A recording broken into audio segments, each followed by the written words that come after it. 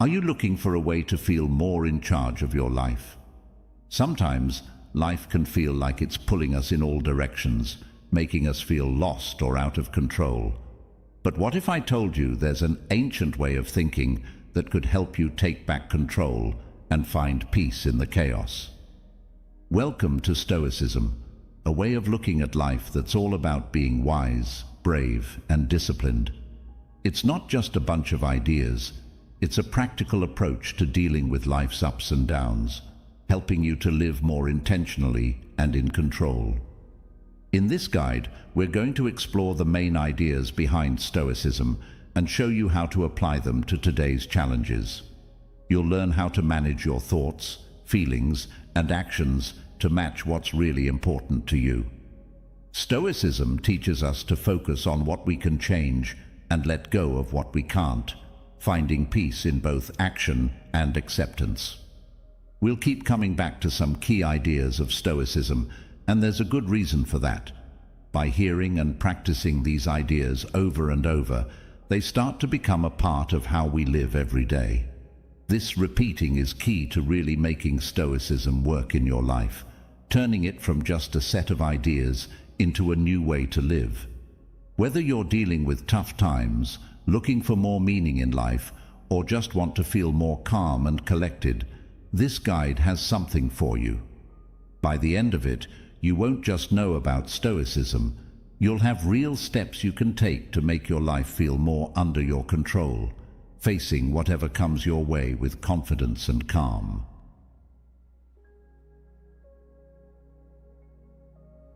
The great Marcus Aurelius is a great example of the ancient philosophy of Stoicism. In today's busy world, where outside noise can drown out our inner voice, Stoicism can help us find focus and purpose. Stoicism teaches us an important lesson, that focusing on ourselves can change our lives. We're going to dive deep into the deep ideas of Stoicism in our next study, figuring out how they fit into the fabric of our everyday lives. Imagine finding wisdom that has been passed down from generation to generation and is still useful today in the busy streets of New York City, as it was in the Roman courts of ancient times. As we go on this trip together, you'll not only understand what Stoicism means by self-focus, but you'll also feel like you have the power to apply these timeless lessons to your everyday life. This is about growing as a person and developing a resilience that can withstand the storms of life, not just knowing them.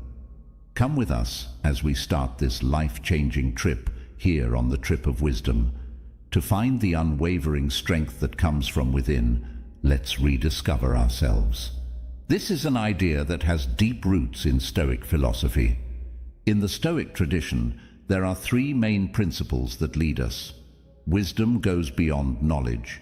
It's the deep understanding of what we can control and what we can't. Marcus Aurelius, a Stoic philosopher, said it best. You have power over your mind, not outside events. Realize this, and you will find strength. The second virtue is courage, which is more than just being physically brave. It includes the bravery we need to face problems, the unknown, and even our own flaws. In the middle of life's problems and difficulties, it's about staying strong. In his deep wisdom, Marcus Aurelius says, "The impediment to action advances action. What stands in the way becomes the way."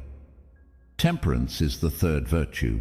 It means learning to control yourself, live in moderation, and be in tune with nature. It means controlling our wants and staying away from too much. Marcus Aurelius told us that temperance is important for happiness. Very little is needed to make a happy life. It is all within yourself, in your way of thinking. This virtue teaches us the value of balance and the power of a moderated lifestyle to bring about inner peace and joy. Seneca added to these timeless lessons by saying, "We suffer more often in imagination than in reality." This quote speaks to the modern man who is often caught up in fears that don't exist and social standards. These Stoic ideals help us stay focused on our inner selves instead of stressing out about things going on around us in our busy world.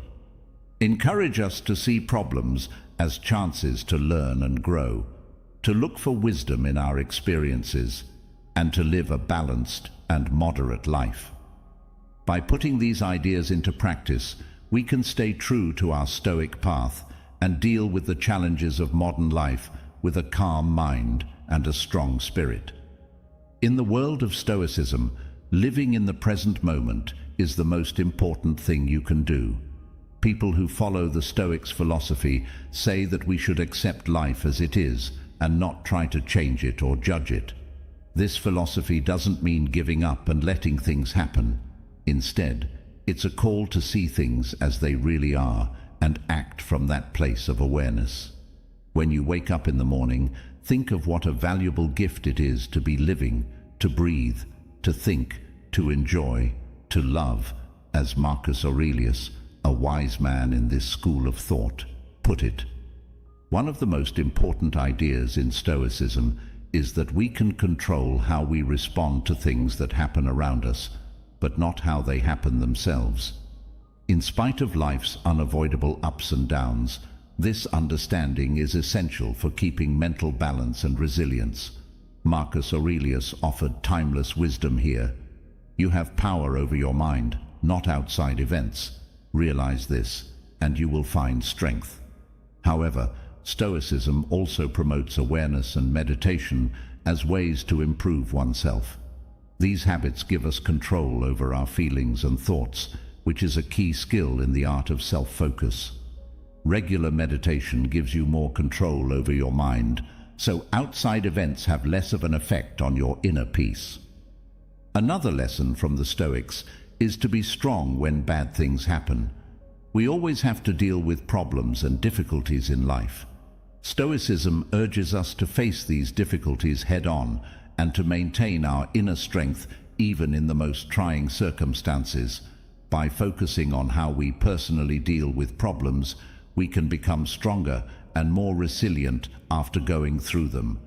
Think about a sailor sailing a rough sea.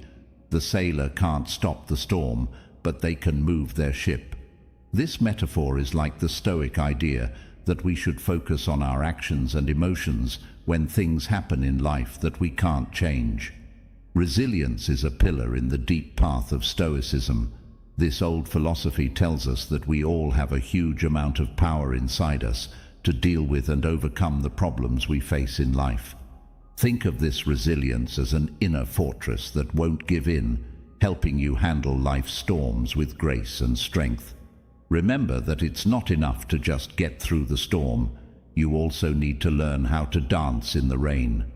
Stoicism puts a lot of value on virtue because it thinks it is the key to a happy life.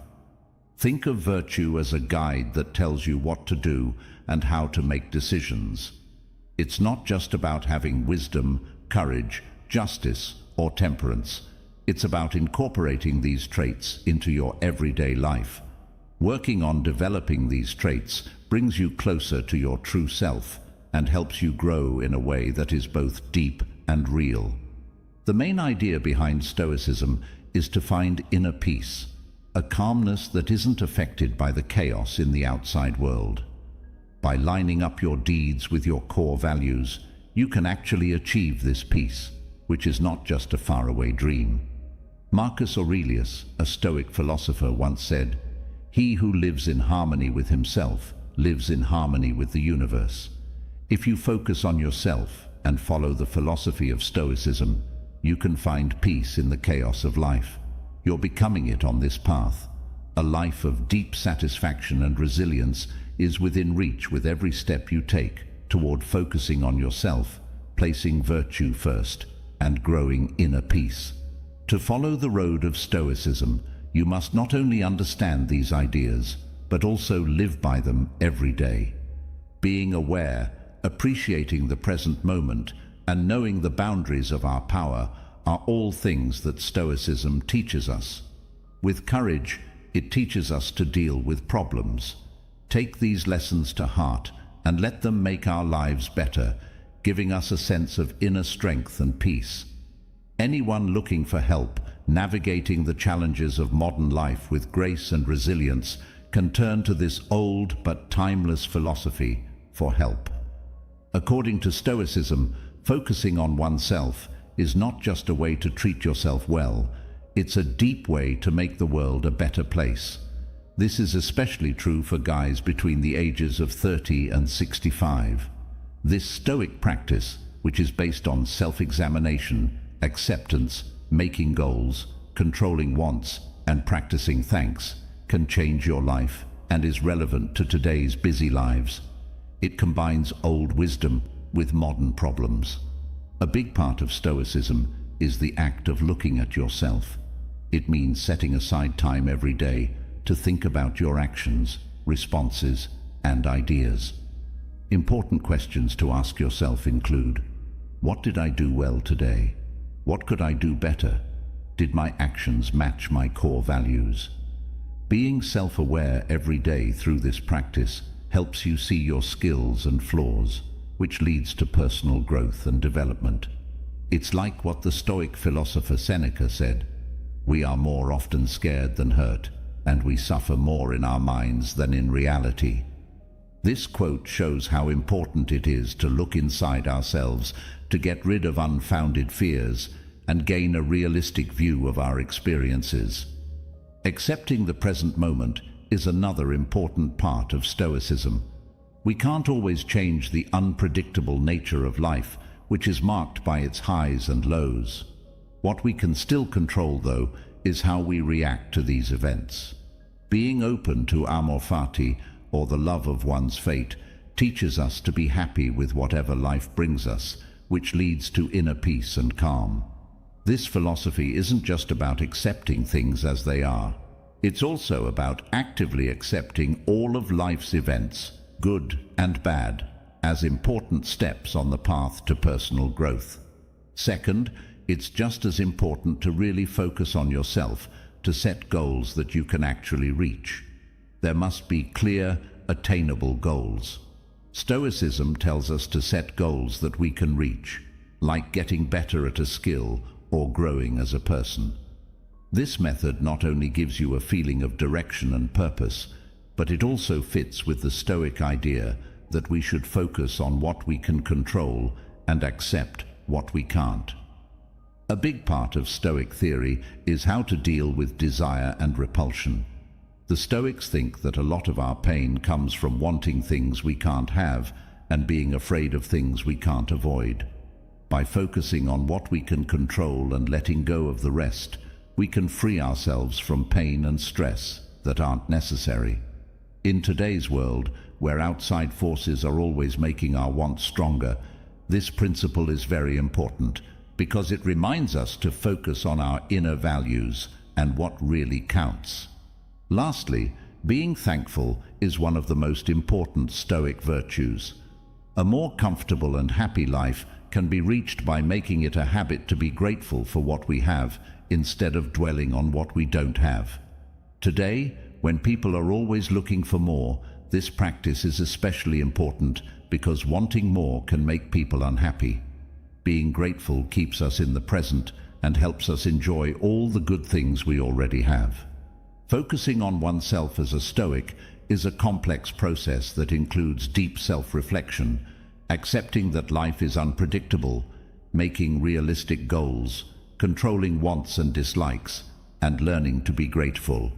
Stoic philosophy is deeply rooted in these practices, which offer ancient wisdom that is surprisingly useful in today's busy world. They can help us live a life of satisfaction, resilience, and peaceful happiness. As the Stoics say, focusing on oneself is a life-changing act that leads to self-awareness, resilience, and a life more in line with one's core ideals.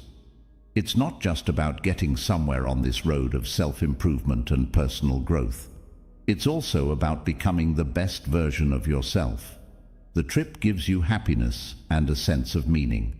The Stoic giants, who are very important in the world of Stoicism, are great examples of this trip. The way they lived and taught shows how Stoicism can have a big effect on human growth. During his time as ruler of Rome, Marcus Aurelius showed great Stoic qualities. In the complicated world of kingdom government, his rule was characterized by wisdom and justice and served as a live model of self-control and virtue. Focusing on personal virtue and logic, his way of life has lessons that can be used for all time in leadership and personal morality. Another important figure in Stoicism is Seneca the Younger, who is known for his deep works on ethics and human nature. You can learn how to control your mind and feelings from Epictetus, who was a slave and later became a famous Stoic philosopher. Stoic thought is based on the idea that we can only control how we respond to things that happen to us, not what happens to us. His talks are full of wisdom on how to master yourself and build inner strength. Seneca, a Roman senator, was the epitome of Stoic virtue, showing unshakable courage and honesty in the face of Julius Caesar's autocracy. His life is a living example of the strength and resilience that result from a relentless dedication to virtue and self-improvement. The useful wisdom in his writings encourages people to look at themselves. Seneca's letters and writings are not just intellectual thoughts. They are also useful guidelines for living a life of virtue and peace. "We suffer more often in our imaginations than in reality," he said at one point. "This is a strong lesson to stay in the moment and focus on what we can change." Another great Stoic thinker, Musonius Rufus, said that philosophy is not just a mental exercise, but also a set of useful tools for living a good life.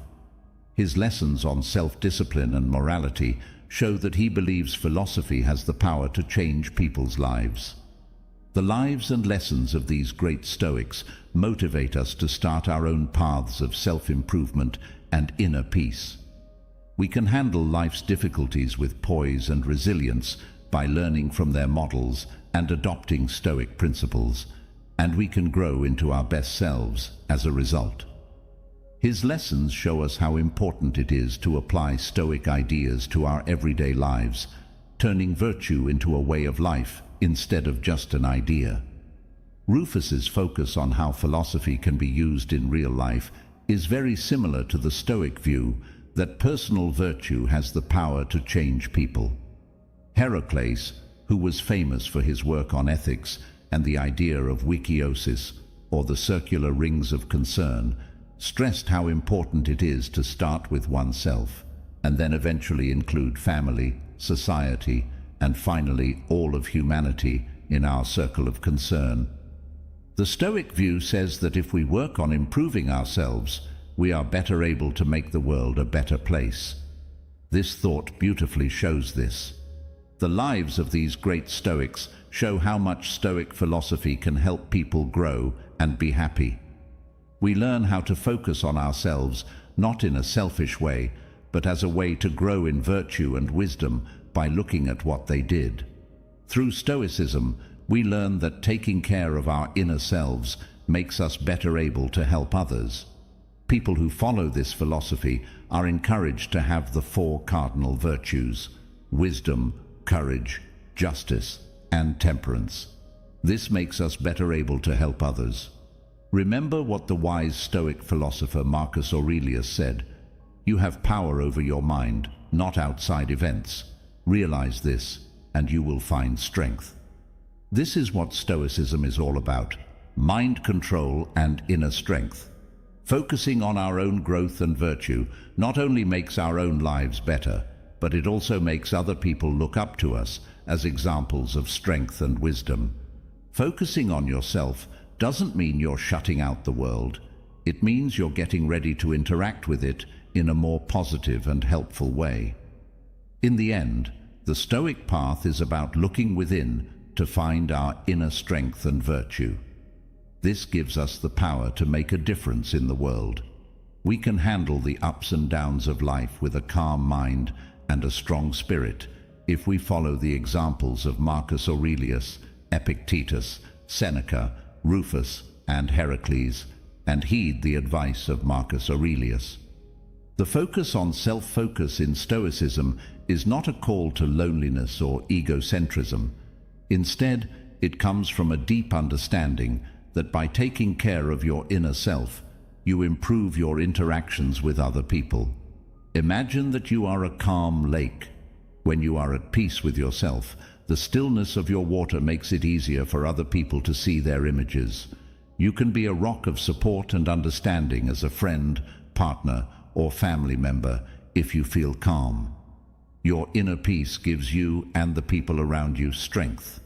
As a Stoic, you have to commit to daily self-examination and becoming more self-aware.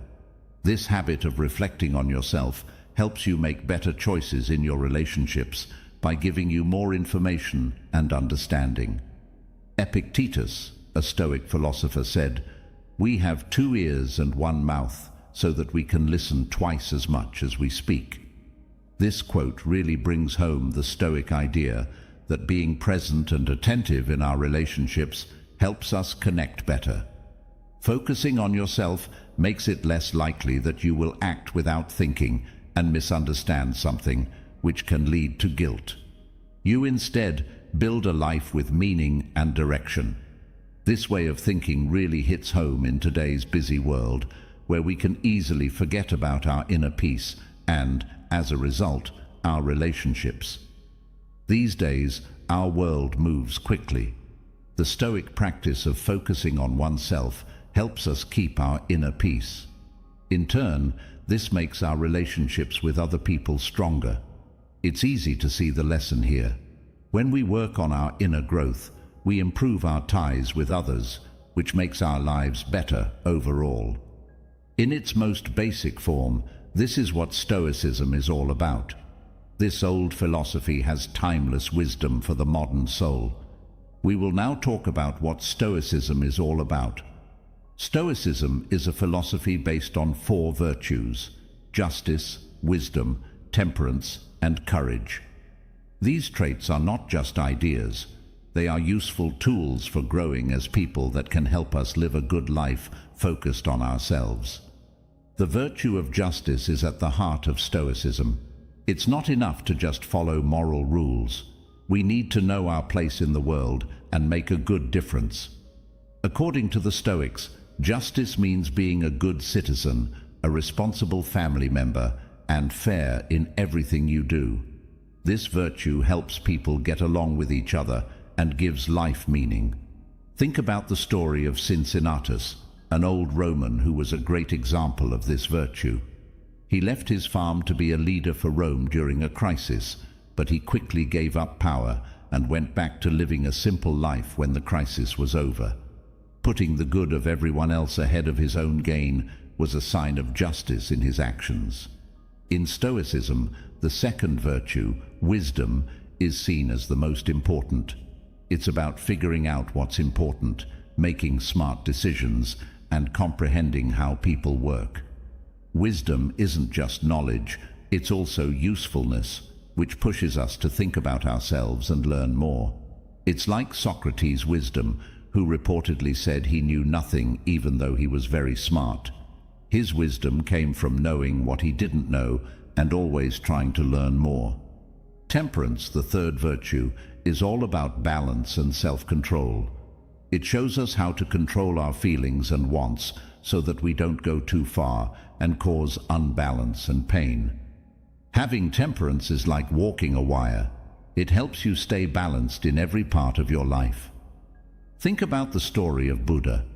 He learned the value of a balanced life after living a life of wealth and then a life of extreme abstinence. The final virtue, courage, is more than just being brave. It means having the resilience to face problems, moral conundrums, and unknowns. There are more parts of your courage than just your body. It's about being strong in your values, even when things go wrong. This virtue is shown by the story of Nelson Mandela, who fought against racism with steadfast courage. A real example of courage is shown by his strength in the face of huge problems and his dedication to his beliefs. When you put these traits together, they make a strong foundation for focusing on yourself. We not only improve our lives, but also have a good effect on the world when we practice wisdom, justice, courage, and temperance. Stoicism tells us that focusing on ourselves isn't selfish. It's how we grow our inner values so that we can live a meaningful life. Stoicism puts a lot of weight on the present moment, which fits perfectly with the idea that you should focus on yourself and not other people.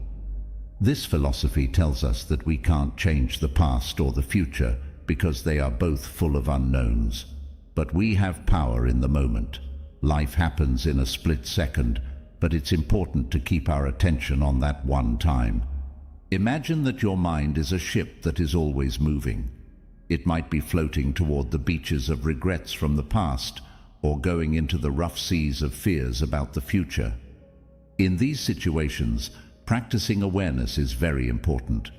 It's okay to bring your thoughts back to the present moment when they wander. Being mindful is more than just being aware. It's about putting all of your attention on the present moment. It's about enjoying the wealth of the present moment, whether you're doing something small or big in your life. By doing this, boring things become events full of life, which helps you enjoy the little things that make up your daily life. The Stoic mindset cultivates a sense of purpose, resilience, and inner peace, in addition to changing the way you view things. It gives you the strength to focus on yourself in a way that isn't selfish, but helps you grow and be happy. Focusing on yourself doesn't mean being alone. It means taking care of your inner world so you can interact with the outside world better. Let us now look at the life of Zeno of Citium, who started the school of Stoicism. He lost everything after his ship sank. Instead of focusing on the things he had lost in the past or worried about what might happen in the future, Zeno focused on the present. This is what led him to philosophy and eventually to creating Stoicism. No matter how hard things get in life, his story shows how important it is to live in the present. And on your path to become your best self, you shouldn't ignore other people. Instead, you should focus on making a strong base within yourself. As you work on your inner peace and resilience, you become better able to make the world a better place. Finally, let this be a lesson and piece of advice for you, the audience. As you go through life's challenges, enjoy the present moment, because it's the only time you really have. In order to live a more meaningful and satisfying life, where inner peace and resilience are your constant partners, let this focus on the present serve as your guide. Remember what Marcus Aurelius said: confine yourself to the present. Let this simple but deep wisdom guide you to a life of focus, peace, and satisfaction. Think about starting a day full of Stoic wisdom, a trip of introspection and self-reflection. Not only do you wake up to the light of day when the sun rises, but you also feel deeply aware and grateful. Right now is a gift and a new beginning. In this case, you're practicing the old Stoic technique of premeditatio malorum by picturing yourself thinking about the problems you might face today, not with fear, but with calm readiness. This mental practice isn't negative. Instead, it's a powerful way to prepare your mind for the unknowns of the day, which will help you stay calm when bad things happen. Your morning continues with a promise to take care of your body. If you want to honor the Stoic ideals of self-care and resilience, this is your ode to a jog, the peaceful flow of yoga, or the energetic atmosphere of the gym. Keep in mind that you're not just improving your body. This practice will strengthen your mind and give you the tools you need to handle life's rough seas better. As Seneca once said, a sound mind in a sound body. As you sit down to eat lunch, you practice temperance. This meal is more than just food. It's a time to practice being a Stoic. The virtue of temperance is something you keep in mind when selecting your food. Not only is each bite enjoyed for its taste and texture, but it's also seen as a sign of self-control and balance. You are aware of not indulging too much and instead focus on feeding your body in a healthy way. This action shows the Stoic idea of modesty and serves as a warning that any kind of excess can throw our inner balance off. As the afternoon goes on, it brings the problems that come with living. These are not just problems, they are chances to develop Stoic resilience. You can use every failure to remember yourself of the Stoic values and your commitment to growing as a person. You don't look at these problems with anger. Instead, you see them as opportunities to develop your character and strength. An attitude like this turns daily problems into lessons that teach us something, which is in line with the Stoic idea that what doesn't hurt us makes us better. In the evening, it's time to think about yourself. You carefully think back on your day, looking at what you did and how you felt. Self-examination is an important part of Stoic practice, not just a habit. You're aware of the times when your acts may not have been in line with your values and can see where you can improve. The Stoic practice of always trying to get better is deeply based in this process of thought. Right now is the time to be honest with yourself, to see your weaknesses and strengths. Marcus Aurelius said, "Look deeply into yourself. There is a source of strength that will always spring up if you will always look there." When you think about these words, you become clear and recommit to living your life according to your values. As you get ready for sleep at night, you think about the idea of amor fati, which means love of fate. The good and bad things that happen to you every day are seen as necessary parts of your trip. This acceptance is not a lackadaisical giving up, it is an active taking in of what life has to offer. That night, you go to sleep feeling thankful because you know that every moment, good or bad, helps you grow. This practice is a reminder of the Stoic ideal of accepting life as it is and finding wisdom and strength in each experience. Your weekly and monthly thoughts give you a chance to look back at how well you're living up to the Stoic ideals of temperance, courage, wisdom, and justice. These are not just vague ideas, they are also step-by-step instructions for living a happy life. You set clear goals for yourself to grow, which makes your actions more in line with these ideals. This ongoing process of thinking about things and making goals shows how dedicated the Stoic is to learning new things and getting better all the time. It's a trip that not only makes your life better, but it also lets you make other people's lives better. Living by the Stoic idea of being at peace with the world as the day goes on and you get deep into your work. You'll use the Stoic idea of the dichotomy of power as a guide. You have things to do, choices to make, and maybe even problems you didn't expect. In this situation, you focus your energy wisely on things you can control, such as your actions, your state of mind, and your responses. Giving up control isn't the point. The point is to use your power of choice. When problems come up, you remember what Epictetus said. We cannot choose our external circumstances, but we can always choose how we respond to them. In this way, you don't feel useless at work, but instead stay calm, logical, and aggressive. You aren't just going through the motions during the day.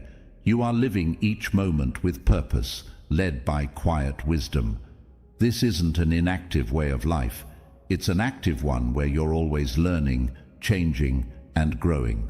You're not ignoring other people when you focus on yourself. Instead, you're building up your inner strength and clarity so you can be more present, caring, and effective in all the interactions you have.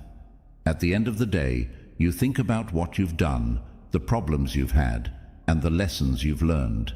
This thought isn't just thinking about yourself. It's a serious way to improve yourself and grow as a person. In this quiet moment of thought, you consider the words of Marcus Aurelius. The best revenge is to be unlike him who committed the injustice. Digging into the lessons of Stoic thinkers is not just a school assignment.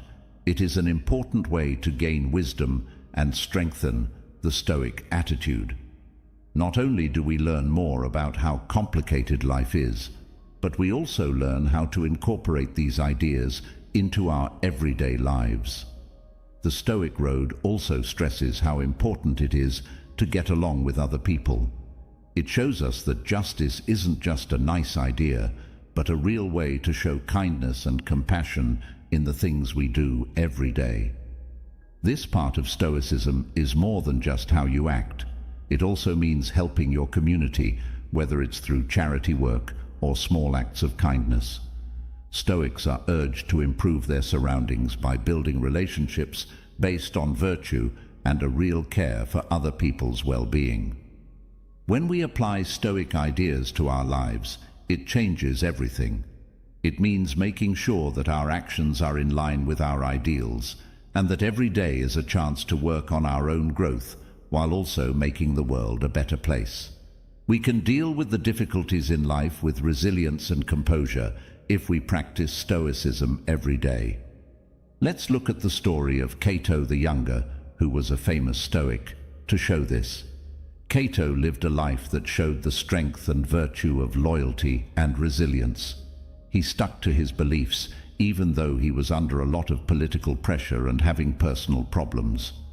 This shows that true strength comes from staying true to your ideals. His life shows us how important it is to stay on our own road and not let outside events or other people's opinions change us. The story of Seneca, who was also a Stoic scholar, also has lessons that can be learned. Even though Seneca was wealthy and well-known, he stressed the value of inner wealth over material wealth. He thought that real happiness comes from inside and doesn't depend on things outside of oneself. Instead of looking for approval or satisfaction from outside sources, his lessons encourage us to look within for happiness and strength. Adopting the Stoic philosophy can help us find our way through life, especially when we concentrate on ourselves instead of other people. There are some challenges on this road, but it is also very rewarding. With the wisdom of Stoicism in mind, let's look at 6 common problems you might face and how to solve them. First, there's the fear of change. It's normal to be scared of change, but remember that Stoicism teaches us to see problems as chances to learn and grow. Stoic philosopher Marcus Aurelius said, "The universe is change. Our life is what our thoughts make it." As Marcus Aurelius said, welcome change as a chance to grow. But there are also pulls from outside sources, like work, family, and social standards. Having these things can make it seem like a luxury to focus on yourself, but it's important to set limits and put self-care first. You can better handle these outside expectations if you take care of yourself. You know what Seneca said? We suffer more often in imagination than in reality. Don't let your supposed responsibilities take away from your need to take care of yourself. Today, there are lots of temptations and other things that can take our attention away from self-improvement. Set aside time every day for Stoic activities as a way to deal with this. Commit to avoiding as many distractions as possible during these times. As Epictetus said, no man is free who is not master of himself. But being impatient can also get in the way. It's simple to get angry when things don't seem to be moving forward. Stoicism, on the other hand, is an ongoing process. You get closer to your goals every day that you practice. Patience is not about waiting, but being able to keep a good attitude while waiting, Marcus Aurelius told us. If you feel alone on your stern path, loneliness might set in. Self-care doesn't mean cutting yourself off from the world, though.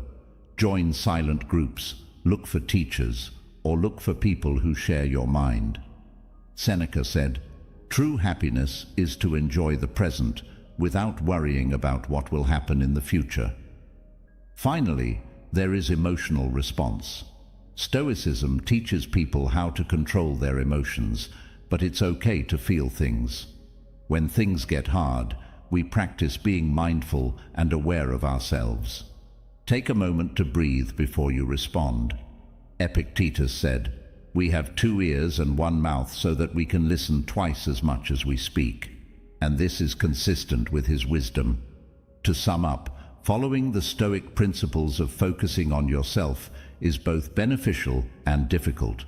To get past these problems, you need to be open to change, deal with outside pressures, fight desires, be patient, look for community, and keep your emotions in check. Stoicism isn't just a philosophy, it's a way to find inner peace, grow as a person, and do something every day.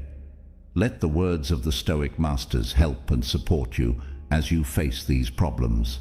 They will remember you that the way you get better is just as important as the end result. Ancient philosophy's light of wisdom shines brightly as a powerful tool for self-reflection and personal growth. In order to keep going, you have to look at your life and the world around you with new eyes every day. Your health and the decisions you make can be significantly impacted by this change in your frame of mind, leading to a happier life.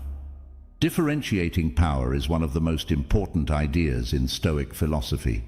This idea teaches us to tell the difference between things we can control and things we can't. Focus on what you can change: your thoughts, actions, decisions, and responses. It's a simple but strong idea. These are the places where your real power lies. On the other hand, you should be aware of outside events, other people's acts, and situations you can't change, but you shouldn't let them control your inner peace. When you understand this, you can break free from the chains of needless worry and make the most important decisions in your area of influence. Stoic philosopher Epictetus once said, "We cannot choose our external circumstances, but we can always choose how we respond to them." This says it all. We should focus on what we can control and accept what we can't with grace. The love of fate, or amor fati, is another important concept in Stoic philosophy. You are encouraged by this principle to accept and love everything that life brings you. Stoicism encourages a warm acceptance of life's events, seeing them as essential components of your trip through life rather than resistance or anger. In your daily life, show amor fati by being open to both happiness and sadness. When you face problems or hurdles, tell yourself that they are not just problems, but also chances to grow and develop as a person. Every problem teaches you something, and one of the most important things you can do to become patient is to learn to value these lessons. Memento mori is a Latin saying that means remember death. This may sound sad at first, but it's really about realizing that life is short. It is a strong warning to live in line with your real ideals and to enjoy every moment. By thinking about how short life is, you develop a sense of urgency that helps you focus on what really counts. This habit will help you make the most of your time, set priorities for your goals, and stay focused on your path instead of getting sidetracked by other things. In Stoic philosophy, the right to choose is just as important. The idea behind this theory is that you always have the power to choose how to react, no matter what. This thought gives you a lot of power because it puts the responsibility for your response firmly on your shoulders. In everyday life, this means that you have to keep telling yourself of this power. When you face problems or failures, think about how you can respond in a way that is in line with your beliefs and values. A simple change in your state of mind can often change how you react, leading to better and more helpful results. The idea of not caring about what happens in the outside world is another important part of Stoicism. Stoics think that things that happen in the outside world are mostly neutral, whether we think they are good or bad. What really counts is how you handle these events. You can find inner peace and happiness with this philosophy because it frees you from being controlled by outside events. Practicing this kind of indifference means changing how you think about the things that happen in your life. When bad things happen, look at them as chances to grow and improve as a person. Changing your attitude is an important part of getting better at yourself. If you work on yourself every day, you'll become a more moral and well-rounded person. Now think about the story of a farmer who lost his horse, which his friends thought was bad. But the farmer just said, "We'll see." The next day, the horse came back with a group of wild horses, and the neighbors told him how lucky he was. Again, the farmer said, "We'll see." Later, his son hurt his leg while trying to train one of the wild horses, and the other people in the neighborhood felt bad for him. When war broke out and all young men were taken except for the farmer's son, the neighbors finally understood the farmer's wisdom. This story shows how Stoics think about the balance of outside events and how important it is to react calmly. You can live a more meaningful and peaceful life if you follow these recommendations. Don't forget to honor memento mori and live each day in line with your beliefs. Use your freedom of choice every time and don't pay attention to what's going on around you. Instead, focus on how you're reacting. These habits will not only help you grow as a person, but they will also help you live a more satisfying and moral life. If you take a trip with Stoic philosophy, you'll find that it has effects that go far beyond helping you improve yourself. You'll see the world differently and experience big changes in your life because of it. Let's look at these factors that change things. Start by saying that Stoicism brings peace and calm to your inner self. You learn to be in the present and not care about the chaos going on around you, which gives you a deep sense of inner calm. When you pay more attention to your actions and decisions instead of what other people do, life's changes don't bother you as much. Another thing that Stoic practice does is make you more self-aware. It's not just a philosophy, it's a way of life that requires you to think about yourself every day. This helps you figure out your skills and flaws. This journey of self-discovery helps you act in a way that is true to who you are and makes you more aware of your ideals and goals. Stoicism also stresses doing good things for other people. It's not just about growing as a person, it's also about living in an honest way and making a difference in the world. Stoic qualities like wisdom, courage, justice, and temperance help and encourage those around you, which has a good effect on society as a whole. Stoicism helps you be patient when bad things happen. Resilience and moral steadfastness are used to meet challenges rather than depression. With this philosophy, you can handle the hard things in life with a steady mind. Stoicism also changes the way you interact with other people. You become a more understanding and caring friend, partner, and family member as a result of the justice, kindness, and fairness lessons it teaches. People in your group will find strength in the inner peace you work on. Another thing that Stoic practice does is help people make better decisions. Stoicism helps you make decisions that are in line with your core values and principles. This gives you focus and purpose as you go through life's challenges. You can make choices that are true to yourself with the help of the wisdom you gain from studying Stoic ideas. Finally, Stoicism is a way to improve yourself and be happy. Self-improvement is at the heart of this philosophy. By focused on yourself and having a good life, you can achieve deep personal growth and long-lasting happiness. You have power over your inner mind, not outside events. Realize this, and you will find strength, as the Stoic philosopher Marcus Aurelius once said. For many people, focusing on themselves through the view of Stoicism is like steering a ship through the vast and often rough sea of life. The development of inner peace and self-improvement are aided by this old philosophy, which is grounded in real wisdom. Engaging with and following the Stoic principles in our daily lives starts a process of change that can result in big changes in our personalities. Stoicism is not a strict or fixed religion.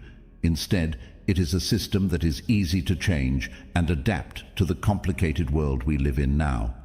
It promotes the ideals of self-reflection, self-awareness, and always getting better. Finding inner peace and happiness separate from the constantly changing outside world is easier with this philosophy. We can live a purposeful, patient, and peaceful life by incorporating Stoic values like wisdom, courage, justice, and temperance into our daily lives. In turn, this makes our relationships stronger and our services to society bigger. Stoicism has the power to change us by making us focus on ourselves, which can lead to changes that last a lifetime. To sum up Stoicism, the great philosopher Marcus Aurelius said, "Do not waste time arguing about what a good man should be." This quote shows how important it is to focus on personal growth rather than seeking approval from others. By focusing on getting better, we start the process of becoming the best versions of ourselves. In addition to our own gain, this path gives others hope and courage. Focusing on oneself is an ancient Stoic practice that is even more useful in modern life, where there are many distractions and a lot of stress. In the middle of chaos, it provides a safe haven of tranquility and a guide to resilience. People are not told to be selfish when they are told to focus on themselves. Instead, they are told to build a strong, good character that can handle life's difficulties and make the world a better place.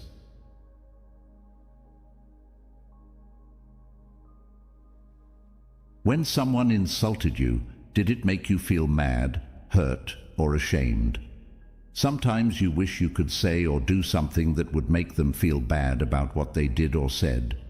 No, you're not the only one this happens to. Many people find it hard to deal with comments and put-downs, especially in the world of social media and internet trolling we live in now.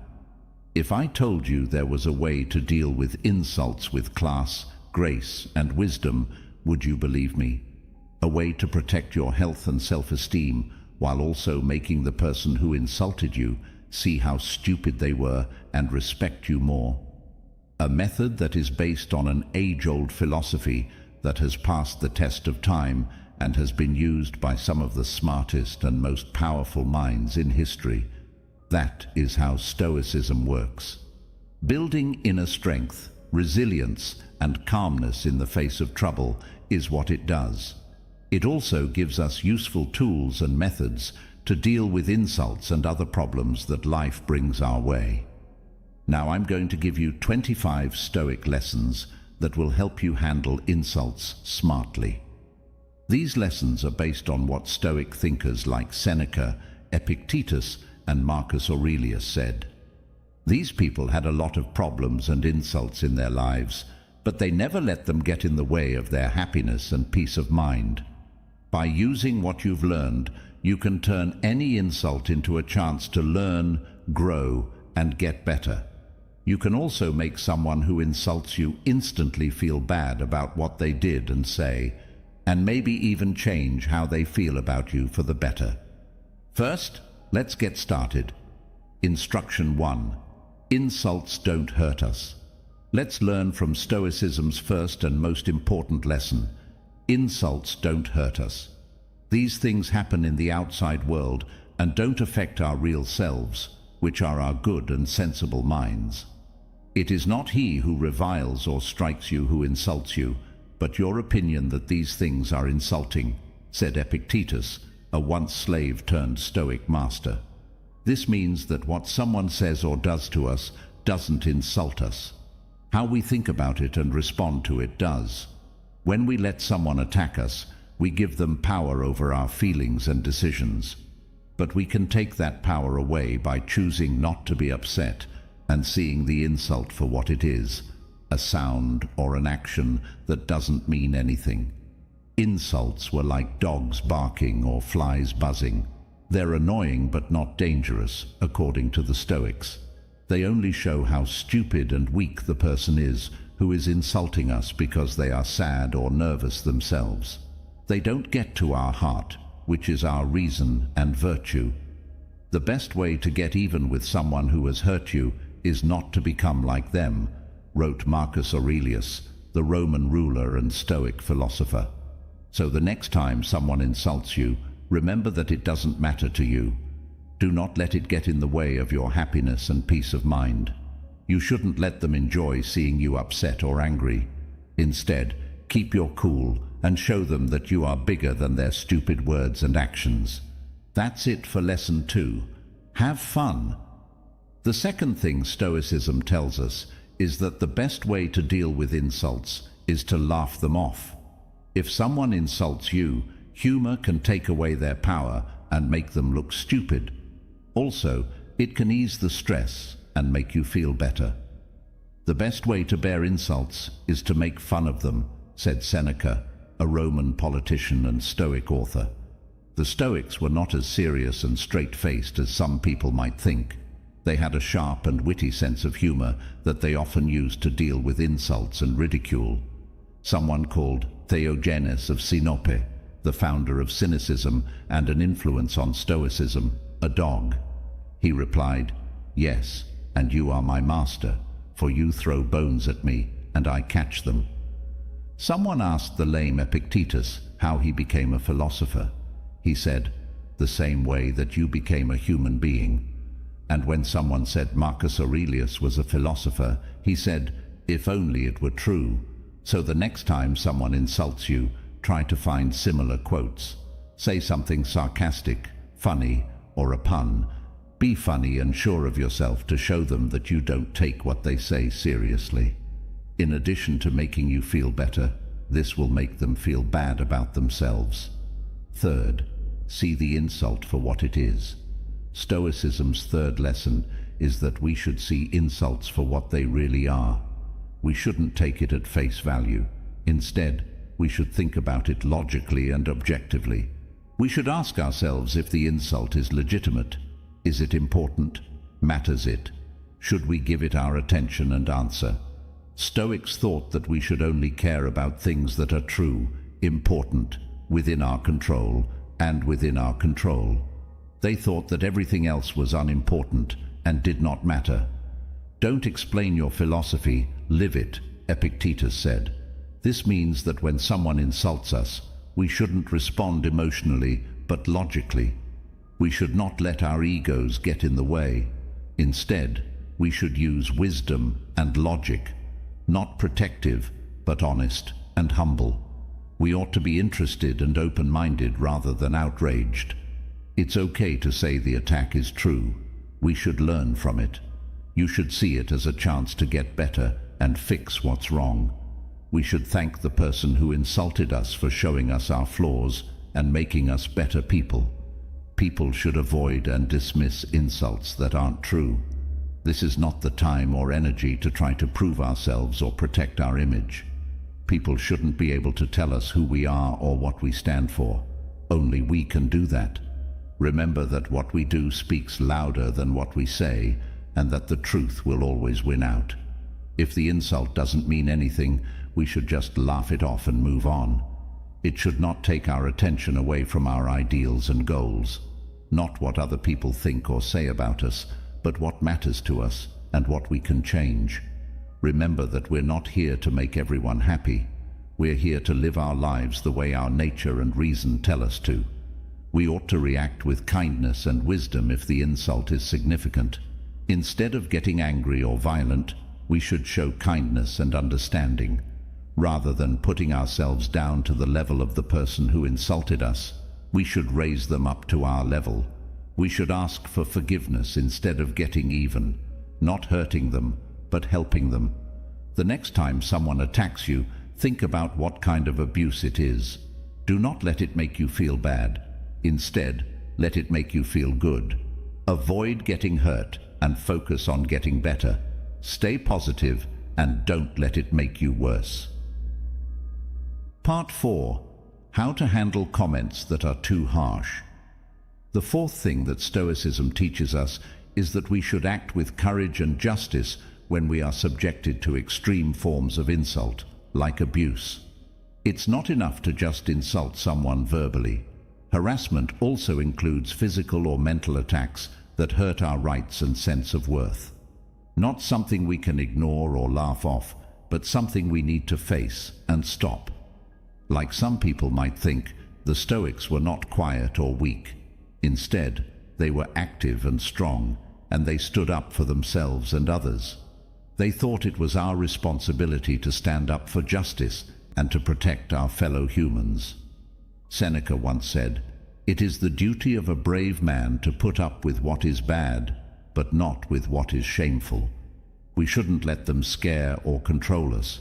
Instead, we should stand up to them and reveal them. Don't suffer alone.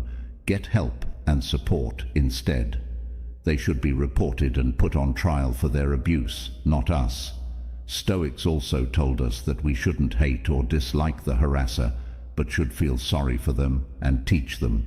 Instead of seeing them as enemies, we should see them as fellow humans who are lost and evil, not wanting them hurt, but wanting them well, not to kill them, but to change them for the better.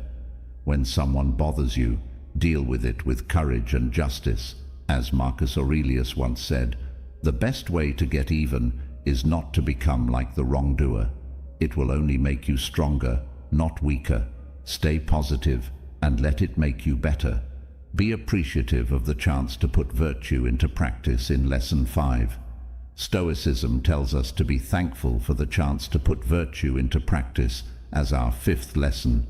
When someone insults us, we shouldn't think of it as bad luck, but as good luck. It is not a problem, but a way to solve it. It should not be seen as a curse, but as a good thing. The Stoics thought that everything that happens to us is either good, bad, or neutral. They said that virtue, which is having good character and actions, and vice, which is having bad character and actions, were the only things that were good and bad, respectively. They also said that everything else was neutral, which means that it didn't affect our happiness and well-being. The Stoics also thought that everything that happens to us is part of the universe's divine plan, which is good, logical, and orderly. They said that the universe gives us what we need, not what we want, and that it tests us not to break us, but to make us stronger.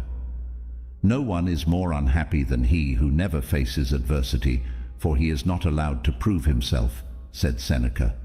This means that when someone insults us, we shouldn't be angry or upset, but we should thank and respect them. Not a loss, but comments. That shouldn't be seen as a problem, but as a way to move forward. It's a gift, not a sentence.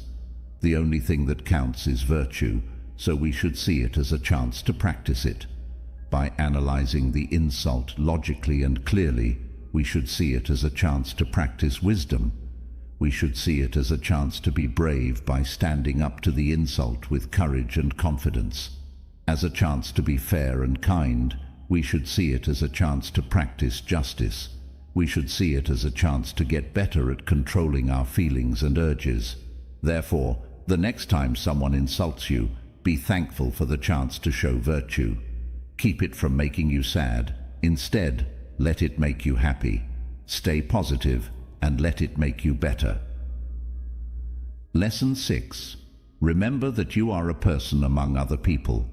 The 6th thing Stoicism tells us is to always remember that we are just a person among other people. If someone insults us, we shouldn't think of ourselves as better or worse than them. Instead, we should see ourselves as linked to and equal with everyone. No matter how far away we are from the rest of the world, we should not feel alone. Instead, we should feel like we are a part of it.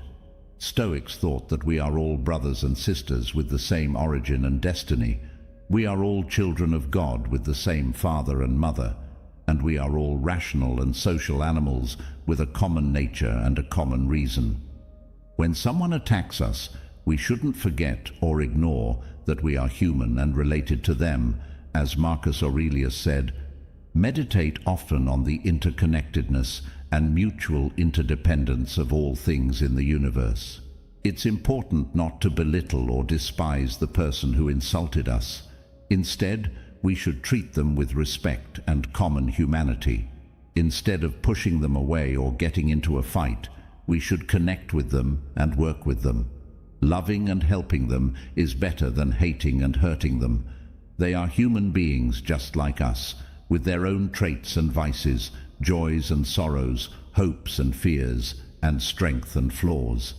It is important to remember that they are a person who can make mistakes and learn from them, who can grow and change, who can be better and do better.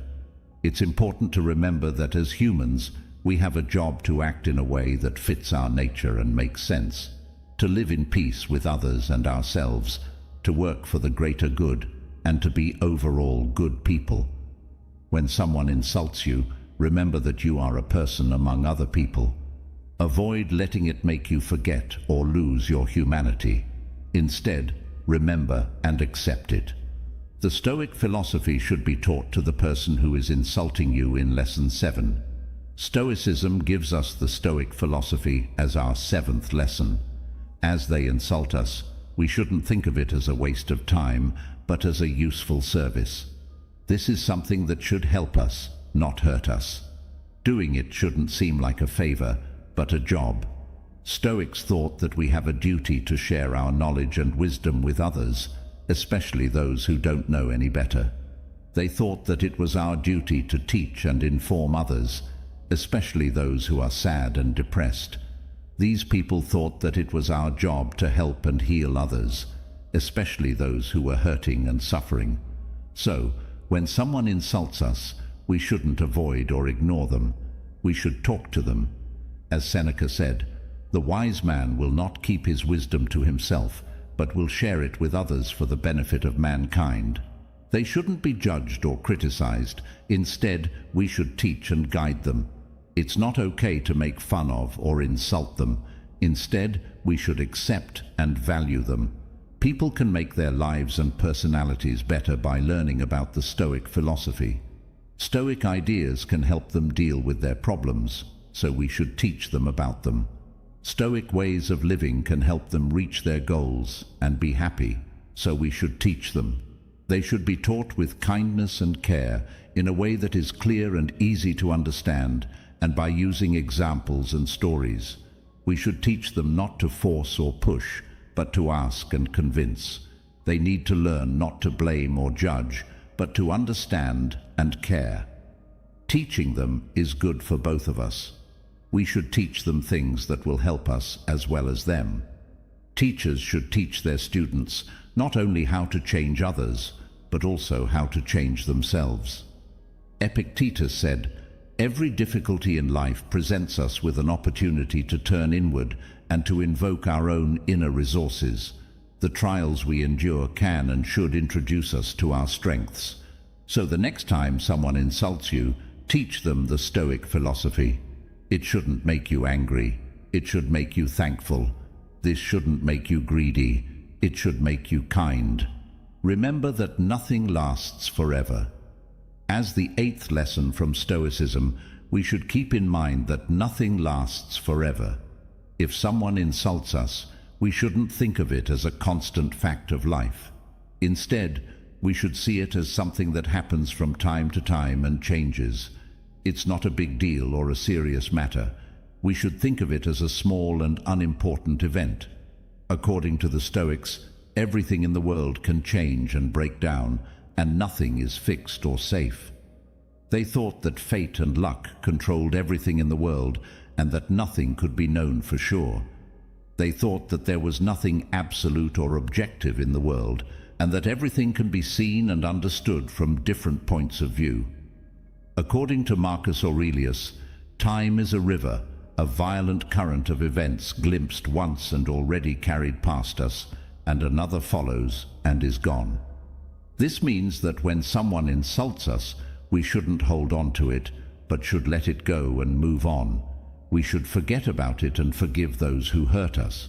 We should not make it bigger or smaller. Instead, we should make it more realistic. Don't forget that the insult won't last forever. It will fade and go away. We should remember that the person who insulted us will change and die. As time goes on, we should remember that we will change and die. Let's remember that the insult is not important or serious. It's just a joke.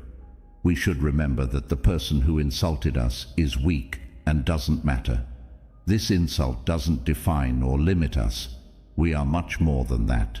Don't let someone insult you again. Remember that nothing lasts forever. Do not let it stress you out. Instead, get cool. It shouldn't make you sad. It should make you happy. 9. Be the best person you can be. Stoicism's 9th lesson is that we should be the best versions of ourselves.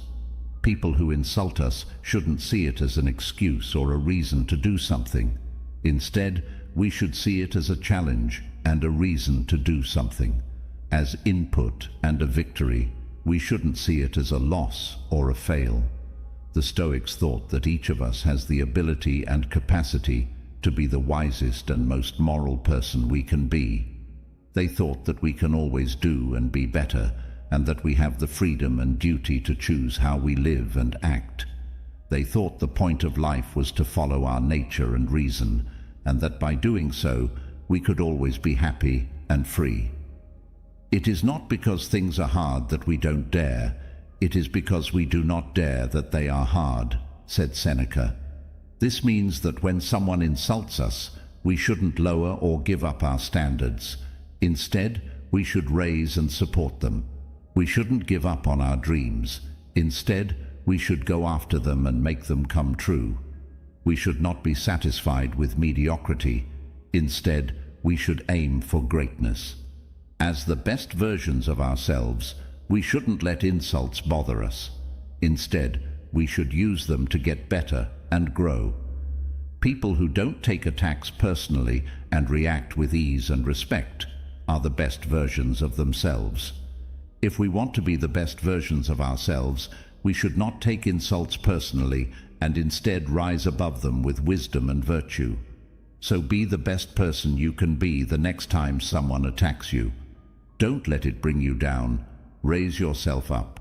Stay positive and let it make you better.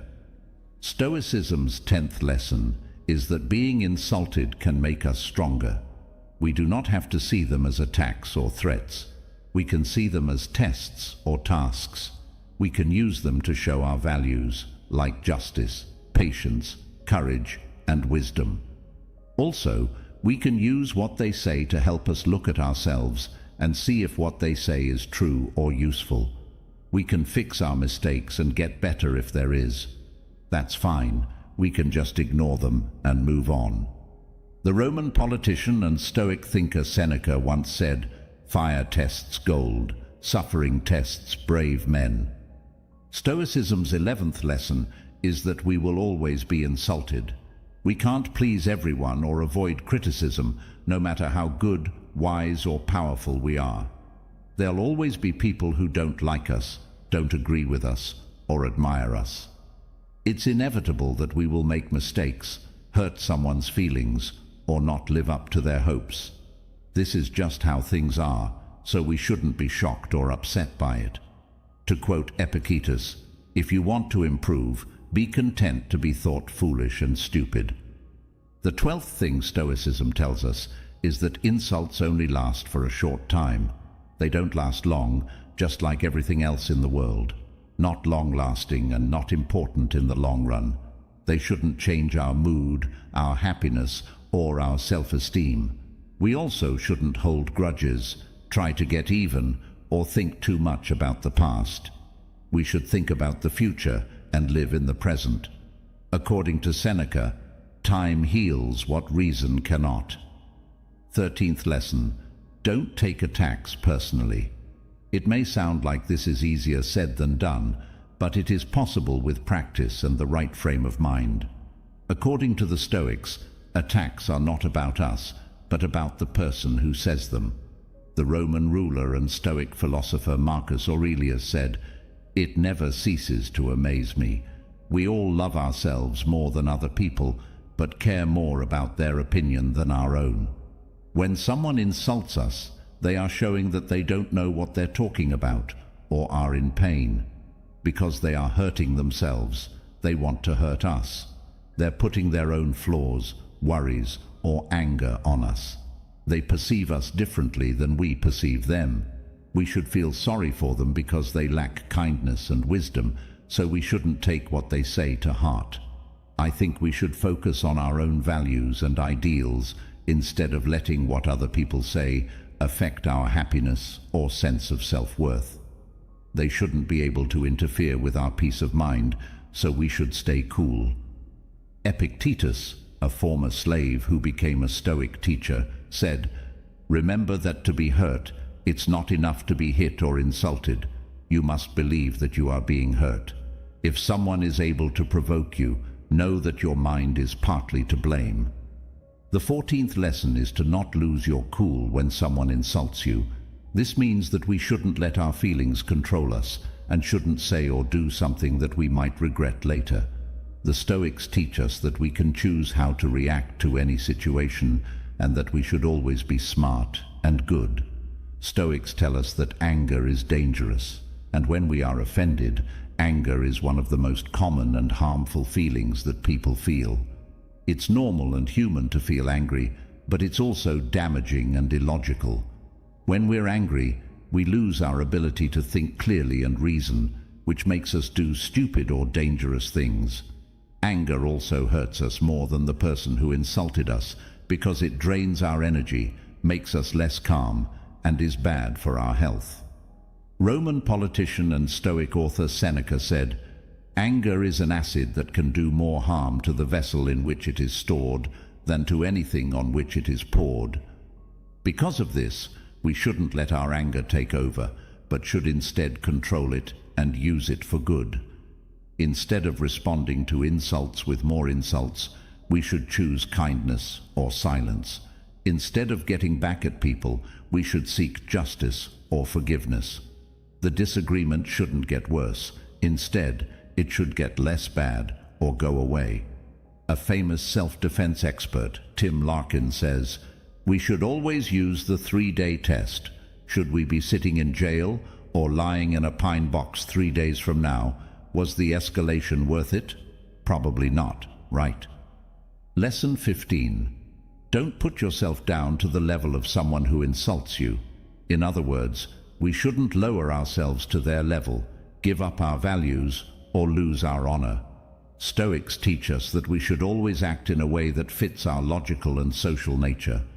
The things that make us who we are, wisdom, justice, courage, and self-control, should always guide how we act. Stoics tell us that what we say and do defines us, not what other people say or do to us. We are not responsible for what other people do, but we are accountable for what we do. That which judges us is not what other people think, but what we think about ourselves. Marcus Aurelius said, "The best way to get back at someone who hurt you is to be unlike them." When someone insults us, they are trying to make us act like them and give up our moral high ground. They want us to forget what we stand for and who we are. Their goal is for us to lose respect for ourselves and others. This means we shouldn't fall for their trick. Instead, we should rise above it. Instead of copying their bad habits, we should show off our strengths. We shouldn't let them change who we are. Instead, we should let them strengthen who we are. We shouldn't let them put us down. Instead, we should rise above them. The more we value things outside our control, the less control we have, Epictetus said. The 16th lesson is not to look for approval from other people. To live this way, you must not count on other people's approval, praise, or respect, and you must not be affected by their rejection, criticism, or regard. As Stoics teach, we should look for approval from within and be independent, sure of ourselves, and able to take care of ourselves. The Stoics say that as long as we know we are doing the right thing, we shouldn't worry about what other people say or think about us. Others shouldn't tell us what makes us valuable, happy, or successful. Those things depend on what we do, not how others respond. We shouldn't let other people manage our feelings. That's our job, not theirs. It was Marcus Aurelius who said, "You have power over your mind, not outside events. Realize this, and you will find strength." When someone insults us, they're trying to make us doubt ourselves, feel poor or not worthy. They want us to count on their view, want them to approve of us, and feel good about ourselves. To make them happy, and make us follow them. They want us to live up to their standards. So, we should give them what we want instead of what they want. Trusting ourselves is more important than doubting ourselves. We should not feel uneasy, less important, or not worthy. Instead, we should feel strong, fair, and worthy. They shouldn't make us want to be validated.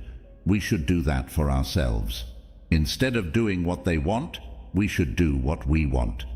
Epictetus once said, "If you want to get better, be happy with being thought stupid and foolish."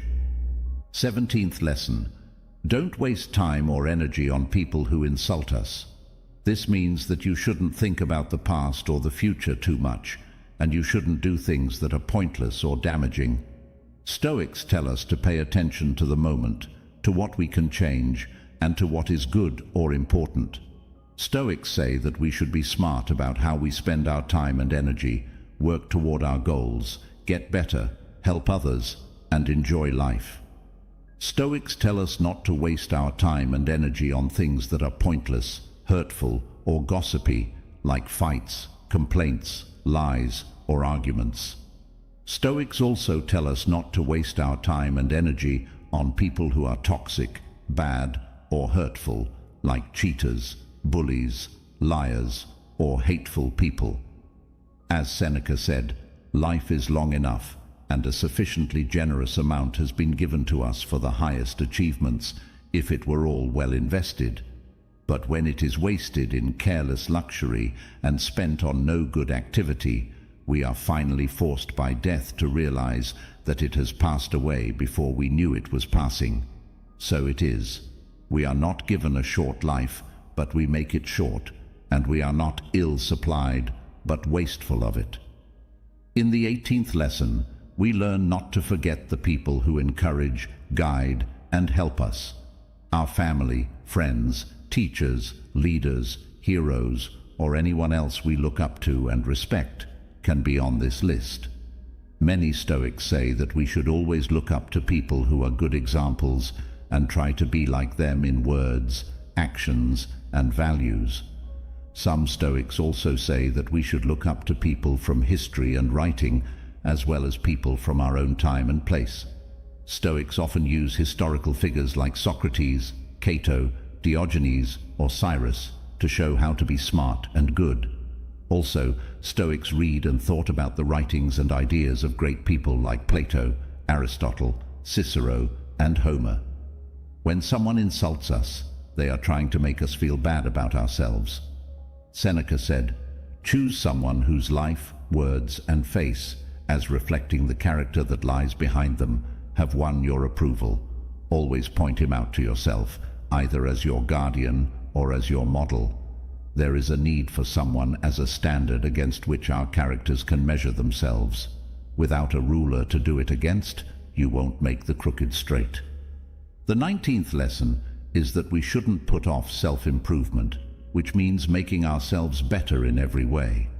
This doesn't mean being sluggish, lazy, or stuck. It means being aggressive, hard-working, and always moving. The Stoics tell us that we should always try to get better, to learn new things, gain new skills, face new obstacles, and reach new goals. Stoics also say that we should get better at everything, not just one thing. The Stoics thought that the body, mind, and soul should all work together in balance. To keep their bodies fit and strong, Stoics did things like walking, running, and fighting. The Stoics kept their thoughts sharp and clear by doing things like reading, writing, and arguing. To keep their minds clean and at peace, Stoics engaged in spiritual practices like meditation, praying, and introspection. People who attack us are trying to stop us from improving ourselves, from learning new things and growing. As Epictetus said, "Don't explain your philosophy, live it." The 20th lesson is to remember the big picture, the view of the whole, and the universe's background. That you shouldn't be narrow-minded, short-sighted, or self-centered. Instead, you should be worldly, broad-minded, and long-sighted. The Stoics tell us to always see the bigger picture, to see things as they really are, to know what causes what, and to enjoy the beauty and order of things as they are. The Stoics also say that we should see the bigger picture for other people as well as ourselves. The Stoics thought that the universe was one and in balance, and that things should be the way they are by nature and by God. Stoics knew that everything in the universe is linked and that everything depends on everything else. And the Stoics knew that everyone is bound by the same natural rules and that our lives are short. When someone insults us, they are trying to make us lose sight of the bigger picture, to see things out of scale, to make them seem more important, to make their effect bigger. As Seneca said, "We are waves of the same sea, leaves of the same tree, flowers of the same garden." The 21st and last lesson is that we should never give up on happiness, which means being happy, satisfied, and free. This means not being unhappy, bound, or sad, but happy, thankful, and free. According to the Stoics, we should always try to be happy, live in line with our nature, act in line with our reason, and follow our virtue. The Stoics also say that we should look for happiness in other people as well as ourselves. The Stoics thought that being good, generous, and kind were important. The Stoics wanted the best for everyone, even those who were against them. Stoics helped people who were in need, shared what they had, and forgot about people who had hurt them. Stoics also valued other people's freedom and happiness and didn't get in the way of what they did or chose to do. People who insult us are trying to get us to give up on our happiness, to live against our nature, to act in a way that goes against our reason, to follow our vice. As Epictetus said, there is only one way to happiness, and that is to stop worrying about things that are beyond our will. These 20 fun Stoic lessons will make anyone who insults you feel bad about what they did and said. By using these lessons, you will not only deal with insults better, but you will also become a better person, be happier, and inspire others. Your actions will also reflect the true spirit of Stoicism, which is not apathy or passivity, but an energetic and positive outlook. As Seneca said, a Stoic is someone who transforms fear into prudence, pain into transformation, mistakes into initiation, and desire into undertaking.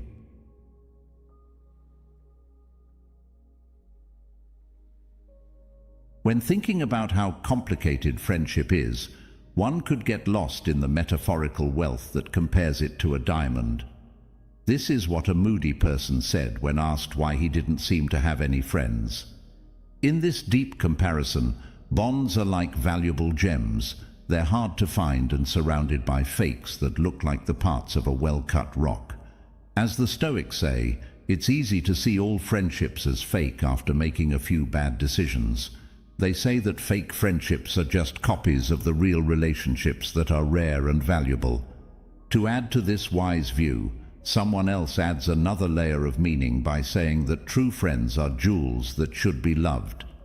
Real relationships are where you can find the deepest value of friendship, so hold those rare bonds in high regard. But an interesting question comes up.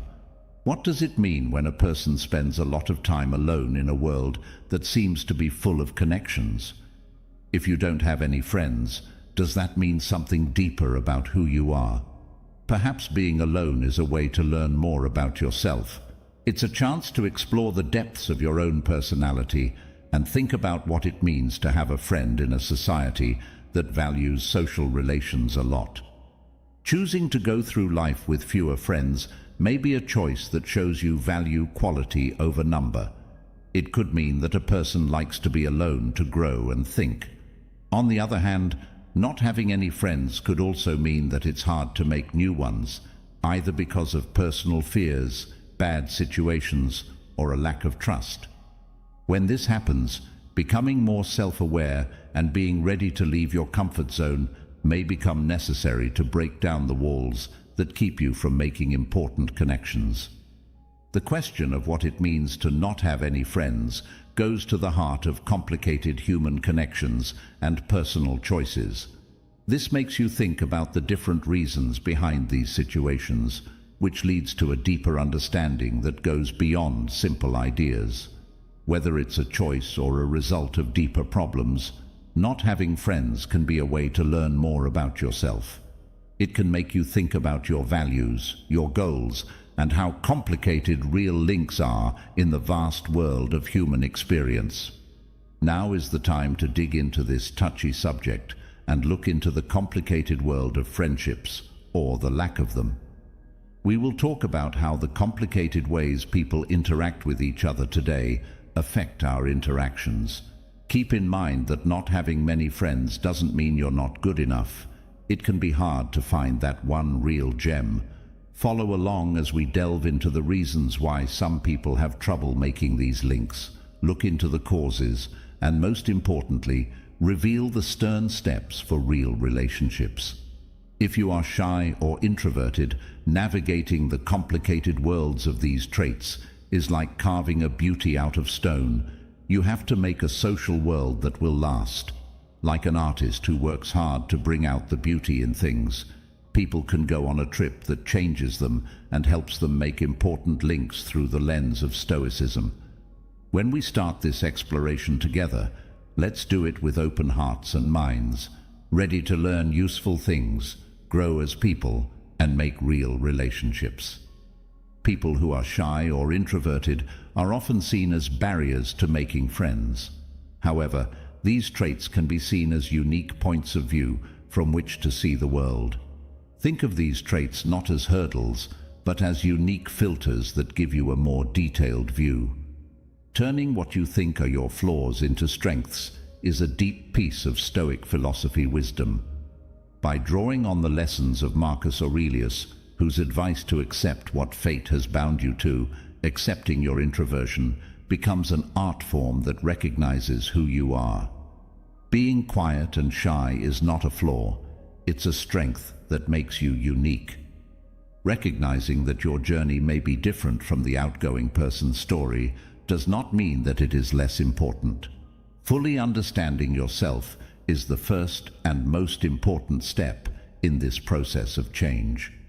Just like an artist accepts the unique qualities of the material they work with, being open about your introversion frees you from the chains of social standards and made-up situations.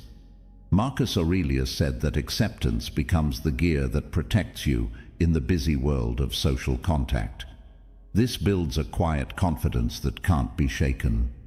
Through this study of self-acceptance, one can peel back the layers of what-ifs and should-bes, coming to a deep realization that one's natural authenticity is the key to making real relationships with others. People can handle the complicated aspects of social situations with calm and resilience if they recognize and value their inner strength. Instead of trying to fit in with what other people want, the journey is about accepting the beauty of introversion and using it as a strength to build real, lasting connections. As we go on this trip together, let's write a story that celebrates the beauty of being unique, where shyness and introversion are not problems, but rather parts of how people connect with each other. Stoic wisdom tells us how to turn these traits into tools for self-discovery and freedom. This can help create a society that values differences and the quiet strength that lives inside each of us. Let us talk about the present moment now. You feel the usual pull of shyness when you're at a meeting. That's when Stoicism really shines. Focus on what you can change, your deeds, your words, and your kindness, rather than what other people think or what will happen in the end. Why do you speak? Not to impress, but to get your point across. Conversations become less of a battlefield and more of a place to make real relationships when the emphasis is shifted from fear of criticism to the authenticity of your words. Trust problems. Hurt or betrayed feelings from the past can make it hard to make real bonds. When you're hurt, it's normal to want to build walls around yourself to protect yourself. Stoicism, on the other hand, offers a changing viewpoint that encourages people to stop focusing on past betrayals and instead focus on the here and now and the things they can control. The idea that faith grows over time is one of the most important ideas in Stoic philosophy. It takes courage to not generalize every encounter based on past betrayals while recognizing the pain of past events. Instead, philosophy encourages an open-minded examination of the present, helping people understand that not everyone will break their trust. By changing the way the story is told, people can free themselves from old grudges and be open to the chance of real bonds. Taking this conservative view means understanding that being kind is more important than being afraid of getting hurt. Being open-hearted in relationships helps make a space where trust can grow naturally. Stoicism teaches that everyone is different and brings their own experiences to the table. Giving people a chance and letting them show how sincere they are is a good way to build trust without being too limited by past experiences. Realizing that not everyone is the same is very important, and setting healthy limits is a big part of keeping yourself safe. Stoicism encourages a balance between being open and looking out for yourself. While it builds trust, it also shows how important it is to set limits that protect your mental health. This more complex method fits with the Stoic view that we can't change what other people do, but we can change how we react and how we build trust. Stoicism is basically a roadmap for getting through the tricky territory of trust problems. People are encouraged to recognize their past pain without letting it affect how they treat others in the future. Stoicism can help you build trust naturally by keeping you in mind that each person is unique and that kindness has power. By using this psychological view, people can start making important connections, living in the present with resilience, and building trust in a way that fits their values and well-being. To sum up, real relationships can happen if we understand and deal with these problems. Stoicism teaches you how to accept and embrace your nature, keep your attention on what you can control, and build trust in a careful and controlled way. Using Stoic principles can help you deal with the difficulties of friendships, or the lack of them, and make real connections in a world where social interactions can be stressful. Also, remember that friendship isn't a prize to be won, but a plant to care for. If you want to make relationships, let go of the need for quick results. Believe that life is a trip, just like Seneca did. See each exchange as a step on your way, not as a test of your worth. Focusing on being your true self makes room for connections that fit with who you really are. From a Stoic point of view, every person you meet is not just another friend, but a chance to learn, grow, and think. From the point of view of Stoicism, shyness and introversion go from being weaknesses to strengths. You don't have to get rid of these traits. You just have to understand them and use them to get through the complicated world of relationships. 2. Troubles with trust. Getting through the complicated maze of bonds is a lot like walking along a rough road where confidence problems are always a possibility. Like stepping on a wire, you have to carefully balance your own values with the uncertain behavior of those around you. Trust isn't something that can be given away like store samples. It has to be earned one piece at a time. Starting the process of gaining trust starts with having a deep understanding of who you are. It means going deep into your own mind to figure out what drives you and to face your fears. This knowledge of oneself is like a guide. It shows you the way in the confusing world of interactions. A compass helps a traveler find their way. Knowing yourself helps you decide when to let someone new in and when to keep the door firmly shut. Think about the strength of a tree that stands firm and doesn't move. Like a tree that knows its roots well, knowing your roots or core values can help you stay stable in the rough terrain of human relationships. Knowing yourself becomes your anchor, a steadying force that helps you deal with the shifting waves of relationships. Like the tree that doesn't bend, it's important to be strong in your beliefs and draw strength from your roots, even when the winds of doubt are blowing. To put it simply, building trust in friendships is a delicate art that requires knowing yourself, staying true to your values, and knowing when to let others in and when to keep your guard up.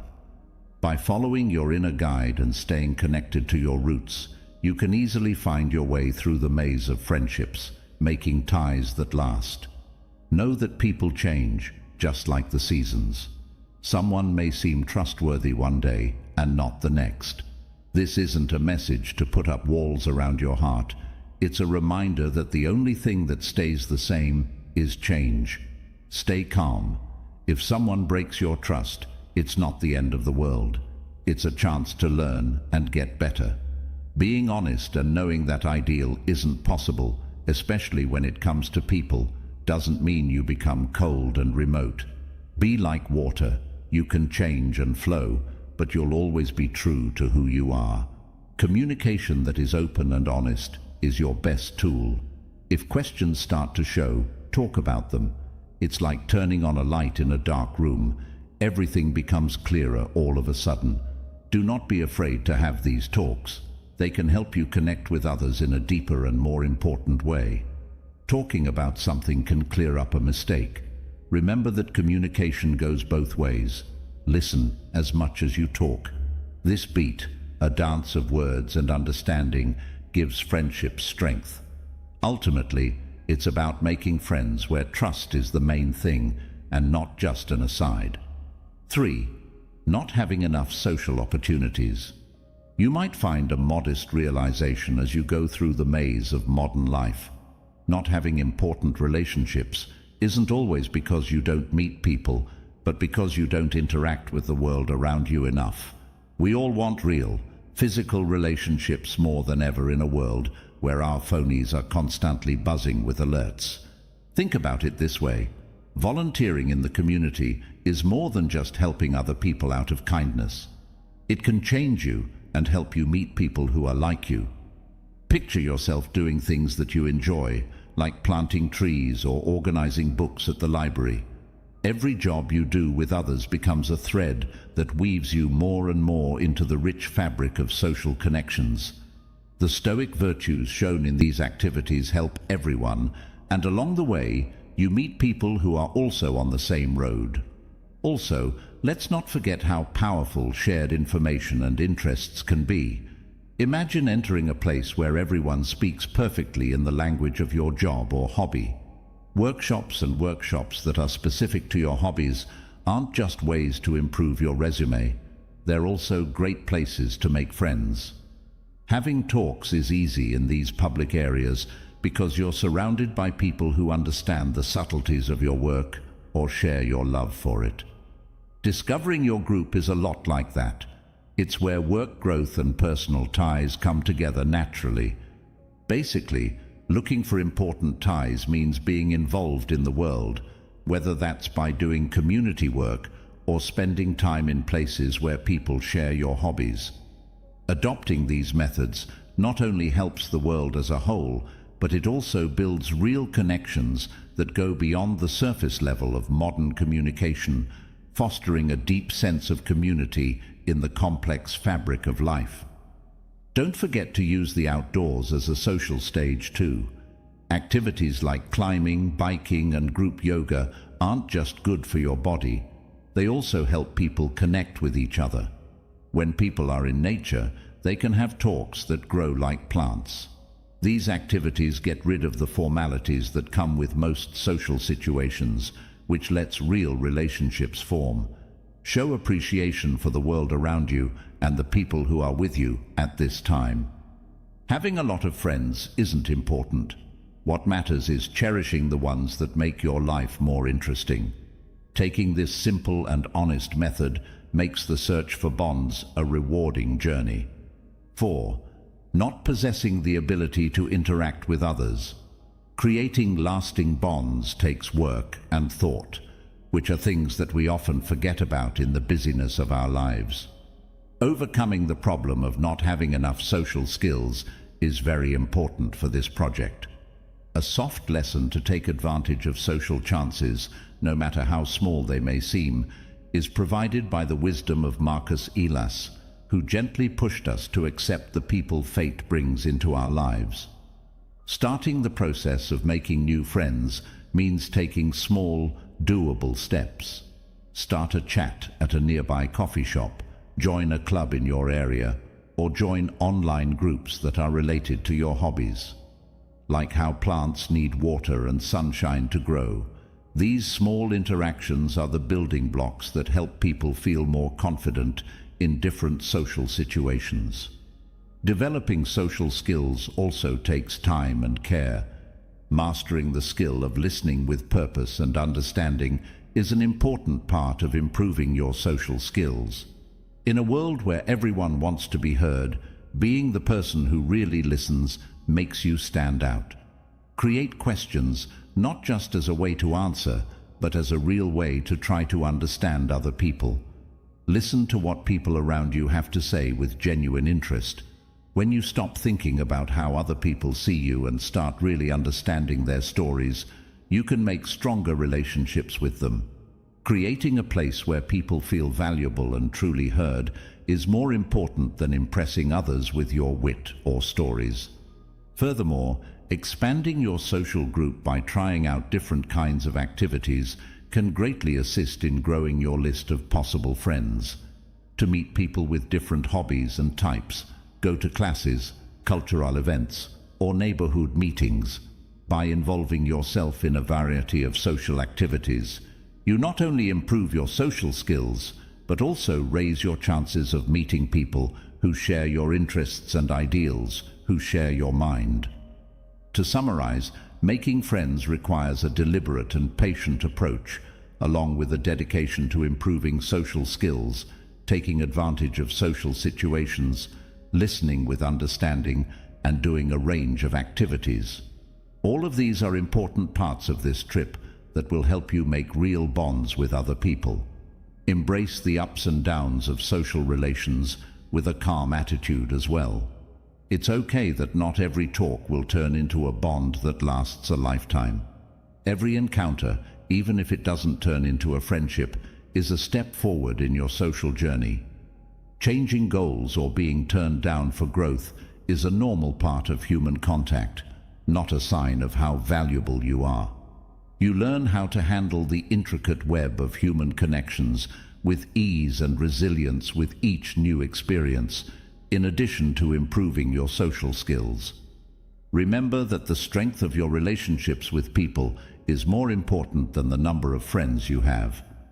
As our lives change, the sad story of the boy and the apple tree can help us understand how important it is to have close friends. This old story is a powerful metaphor for how our goals change over time, and how that can cause us to lose touch with links that were once very important to us. When we were kids, our friendships were like playing with the tree. They were clean and free of the worries of adulthood. As we get older, though, our attention tends to turn to what we think are more important, like getting a home, being financially stable, and maintaining our social standing. Most people's goals change over time. It's a normal part of growing up and changing. But as we try to meet what we think are our needs, we might forget about the friendships that used to give us comfort and support, like how an apple tree provides shade. Due dates and expectations change the way relationships work when they become important in our lives. It is very important to understand that this changing of goals is a normal part of being human. There is a small risk, though, in focusing on our supposed needs. It can make us forget about the important ties we already have. Just like the boy who only went back to the tree when he needed something, we might only talk to our friends when we're having a hard time or need help, and forget about the constant, no-complaining company they offer. In the constant chase of success and security, it's easy to forget about the friends who are there for you and give support and courage. Because of this mistake, there is a hole in the world that is full of achievements but missing in real, emotional relationships. Not only does reaching personal goals bring true happiness, but so does caring for and cherishing the friendships that have brought you comfort and joy along the way. So, as we get older and deal with the challenges of being an adult, it's important to find a balance between pursuing our own goals and making links that matter. Appreciating the long-lasting bonds that have been there for us through life's ups and downs makes our lives better and gives us a deep sense of satisfaction that goes beyond personal accomplishments. Keeping or rebuilding ties takes work, a lot like taking care of a yard. Small acts of kindness and standing up for others over time are more important than big actions. Start by reaching out, starting talks, and being there for them in both good and bad times. Don't forget that bonds, like trees, take time to grow strong roots. We can learn from the story of the boy in the tree that friendship is a two-way street that needs care and attention from both sides. Don't be the boy who only thought about the tree when he needed to. Be the person who regularly values and cares for these connections. Like the complex fabric of our lives, which is always changing as we handle jobs, school, and personal growth, moving goals or growth is a key part of creating and molding the structure of our bonds. Stoicism stands out as a source of timeless wisdom in this lively dance. Its teachings are just as useful today as they were in ancient times, helping us accept that life is always changing. Imagine that your life is a twisting river that is always moving and changing its direction as you go through the rough waves of job growth and the calm waters of family life. In this trip, your ability to connect with others naturally rises and falls as you go through different stages of life. You should know that this ups and downs doesn't mean you're a failure, but rather that you're living your life to the best. Stoicism is known for its useful philosophy, which helps people find their way through the complicated web of modern life. Many people want to have a large group of friends, but life is so busy these days with meetings right after each other, looming deadlines and family duties that it can be hard to decide. But Stoicism says that people should consciously think about this urge again and tells them to value quality over number when it comes to friendships. Stoicism suggests focusing on building a small group of deep and important relationships instead of spreading your energy across many contacts. This careful use of mental and time resources is not meant to leave anyone out. It's an investment in the areas that count the most. When you take this conservative view, you not only value your own time, but also the time of others. This deliberate focus on a small group of relationships makes it possible to build ties that go beyond the surface and turn into real sources of support and happiness.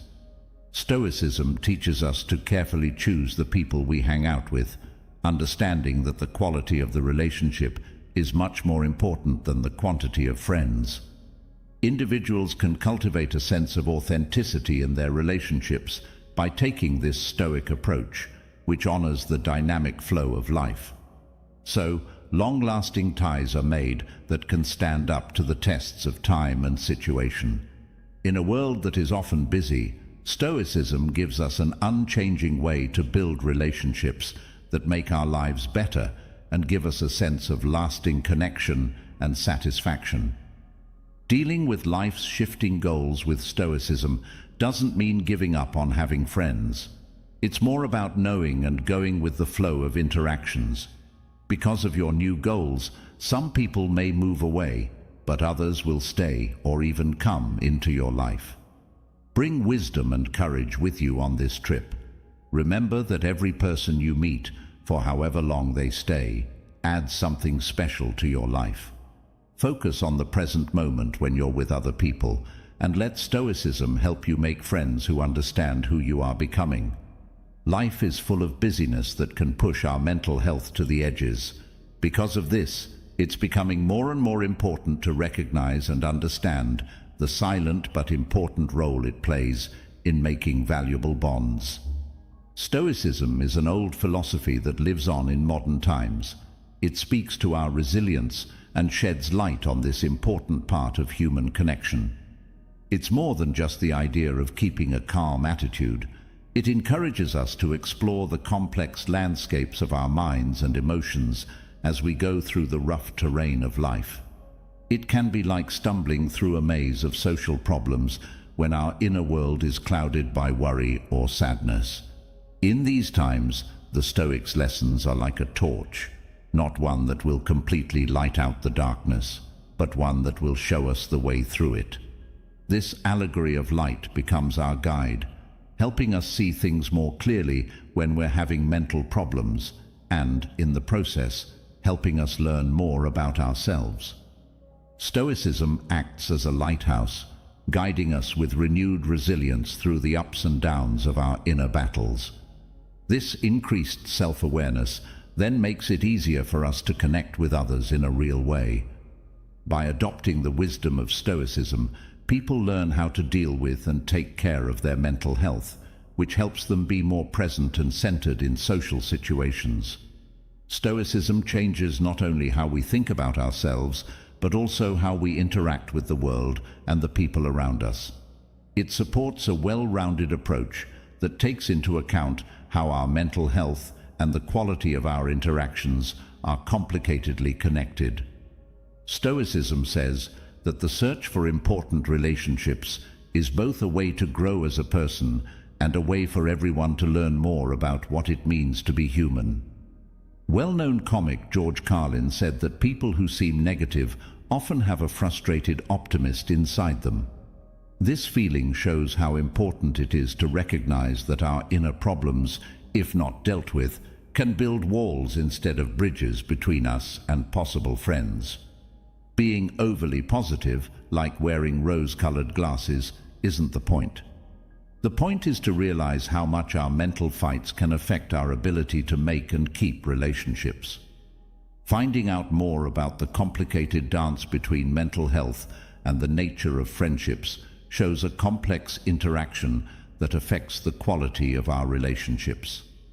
Our personal battles, whether they are based on things that happened in the past or are still happening, can affect how we deal with each other. Bringing these problems to the surface and being honest about them not only shows that we are vulnerable, but it also opens the door for mutual understanding. Admitting that we have mental health problems is the first step toward removing the hurdles they may have built up. Making a real relationship takes courage and makes room for them to grow. We let others into our inner world when we share our weaknesses, which makes room for understanding, kindness, and real support. When we realize how much our mental health affects our bonds, the path to better mental health becomes a shared experience. When dealing with complicated feelings, friends can help and provide support that goes beyond the surface level of social relations. Along this trip together, we improve our ties by knowing and accepting each other. As a community, we work to improve mental health. The strings of kindness, support, and resilience run through our lives. One of the most important things about this common experience is that it can build real relationships, going beyond the superficial exchanges that usually happen in casual friendships. We not only improve our own lives by accepting our own problems and encouraging open conversation, but we also help build a community where authenticity and understanding are the building blocks of long-lasting relationships. Let's do something useful now. Stoicism is not about drinking a latte and imitating Marcus Aurelius. Actionable steps are what it's about. To begin, be aware. No, it's not a fancy word for thinking. In a world where attention is valuable, it's about being present. When you're fully present in a talk, it's like giving a unique gift. It shows that you care, which is valuable in friendship.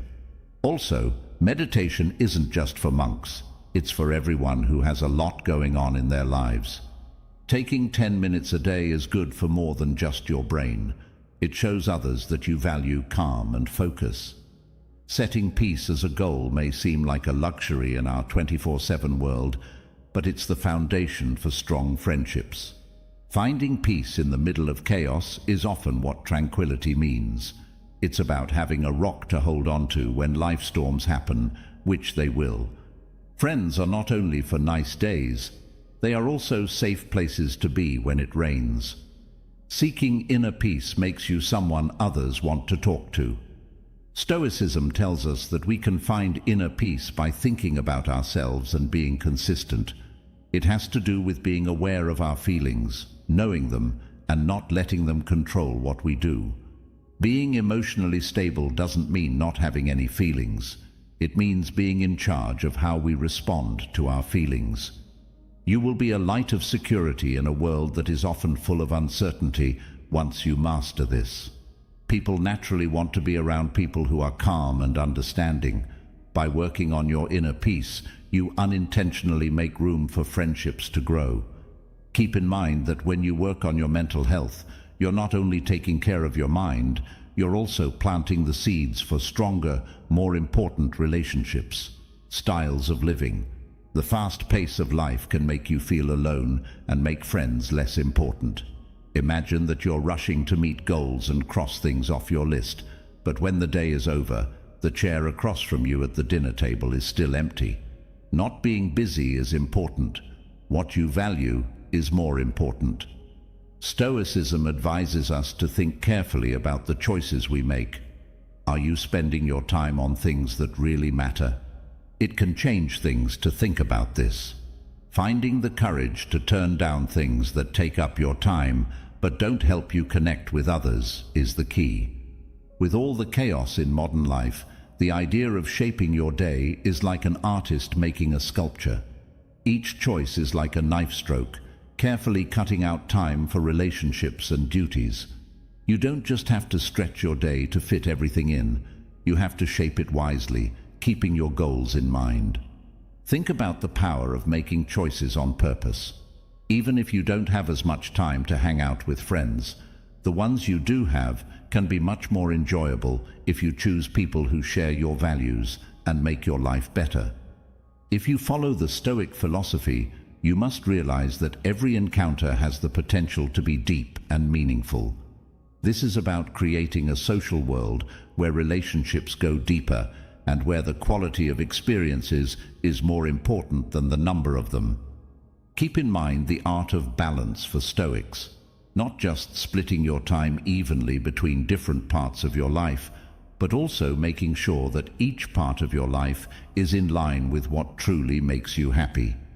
Understanding that happiness doesn't always come from having a full plan, but rather from using your time and energy in a meaningful and measured way is the key to wisdom. With this method, you can enjoy the subtle beauty of every moment, whether you're working on your personal growth, your career, or building relationships that matter. Imagine that you are the creator of your own life as you go through the complexities of daily life.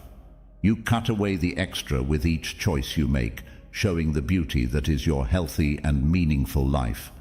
There needs to be space for what really counts, and a balance between tasks and the basic human need to connect with others and feel fulfilled.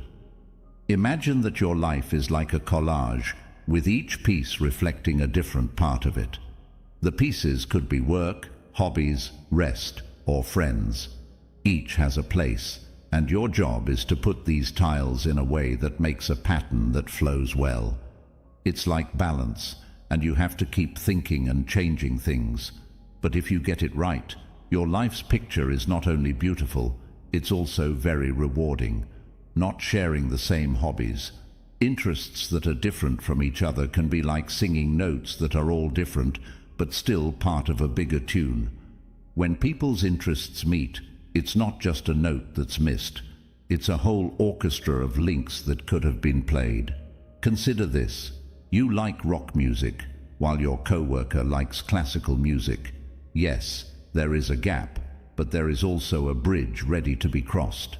Stoicism encourages us to see these differences not as problems, but as ways to see more of the world. Find the melody in the chaos, it says. Continuing with the idea that different hobbies are like musical notes, think about the complex arrangement that happens when different emotions mix. As a symphony uses a variety of instruments and tones, so does the symphony of human ties when each person brings their own unique hobbies to the table. Conflicts of interest should not be seen as problems, but as chances to build more complex relationships. This way of thinking pushes us to examine and value the variety around us. If we only think about our own hobbies, we might create a bubble that keeps us from seeing other things and making new friends. When we're open to the different interests of those around us, we don't just find new hobbies, we also find new ways to connect with people and see things. Think of life as a big fabric, with each thread reflecting a different hobby or interest. When we focus on a small area, we accidentally limit the range of colors and patterns in our fabric. Stoicism gives us the courage to step outside of our comfort zones and open ourselves to a wider range of events. We can have a fuller and more interesting life by actively seeking out and participating in a wide range of hobbies. Someone once said, "Variety is the spice of life." Stoicism supports this interest by telling us that each person we meet has a vast array of thoughts, feelings, and experiences. The saying, "Variety is the spice of life," has a greater meaning when you talk about Stoicism. It becomes a driving principle that tells us to be open and curious about life. Every person we meet is a new part in the story of human life, full of new experiences, ideas, and interests that are just waiting to be found. Stoicism encourages us to value the variety that makes our lives more interesting and rewarding. The more different people we meet, the more complex and rich our trip becomes. Let's say you're a super fan of video games and your friend likes gardening. Ask them what their favorite plant is, instead of just smiling and leaving. Take an interest in what they do. It's not about acting like you love gardening. It's about valuing their interest and letting them see and value yours. People with different hobbies are drawn together by their shared interest in learning new things. We all have the same kinds of excitement, determination, and joy that drive us to pursue our hobbies and interests. Stoicism acts as a guide, directing us to look for shared values, human feelings, and common ground, rather than just shared interests. Picture a world where friends don't just like the same things, but also value and understand each other's differences. A sports fanatic and a reader can both relate to this world because they both work hard and love to learn. Socrates tells us to lead with an open mind and an open heart, making links that aren't just about what we do, but also about who we are and what we can become together. Remember that how much we value our friendships is not how much we have in common, but how we accept and grow from our differences. Stoicism is not about hiding your emotions. It's about being aware of them and controlling them. Don't be afraid to look for bonds that touch your heart. Thanks for listening. If you thought it was helpful, please give us a thumbs up. This will help us reach more people who are looking for old wisdom. Join us on a trip that will change your life as we explore the deep lessons of Stoicism and find out how to be happy and live a full life. As we look into this topic, we learn about achieving happiness, 12 Stoic methods. Each technique can help you find lasting happiness. Stoicism, which comes from old wisdom, is a timeless way to deal with the problems of modern life. These 12 methods are not just rules. They are calls to develop virtues, practice awareness, and adopt a way of thinking that is not affected by changes in the outside world. Step 1. Accepting the power of it. When it comes to Stoic philosophy, there is one main lesson that stands out. Acceptance is powerful. Stoicism gives us the courage to accept and admit that not everything is under our control. The cultivation of inner peace and resilience begins with this wisdom. Acceptance is not idle defeat. It is a choice to face the dichotomy between what we can change and what we cannot. By putting our attention on the parts of life we can change, we free ourselves from worry and anxiety that aren't necessary. This Stoic concept tells us to stop trying to change the outside world because it's pointless, and instead work on changing how we react and think. According to the Stoics, real strength comes from being able to handle life's ups and downs with ease. When we face problems, being aware of the things we can't change helps us keep a clear head and keep our goals in mind. It helps us get through rough seas without giving in to the strong feelings that often come with sudden events. Accepting something is not a one-time choice. It's something you do all the time. Stoicism gives us the courage to keep reminding ourselves of the difference between the things we can change and the things we can't. This ongoing statement helps us maintain a calm state of mind, saving us from the never-ending quest to control every part of our lives. Accepting what is gives you the freedom to live in the present moment in an honest way. It tells us to let go of social pressures and demands that aren't reasonable. By recognizing and accepting the way things are, we can live a more peaceful and satisfying life. The Stoic philosopher Epictetus said, "We cannot choose our external circumstances, but we can always choose how we respond to them." This ancient wisdom sums up what it means to master your happiness by accepting what you can't change. 2. Show thanks every day. Stoic ideas say that one of the most important things you can do to live a happy life is to practice thanks every day. Stoicism teaches us to enjoy the present and find happiness in the little things in life, which helps us develop a positive mind that transcends our surroundings. When looked at through the lens of Stoicism, gratitude is more than just a passing feeling. It is a choice to see and accept the wealth that surrounds us.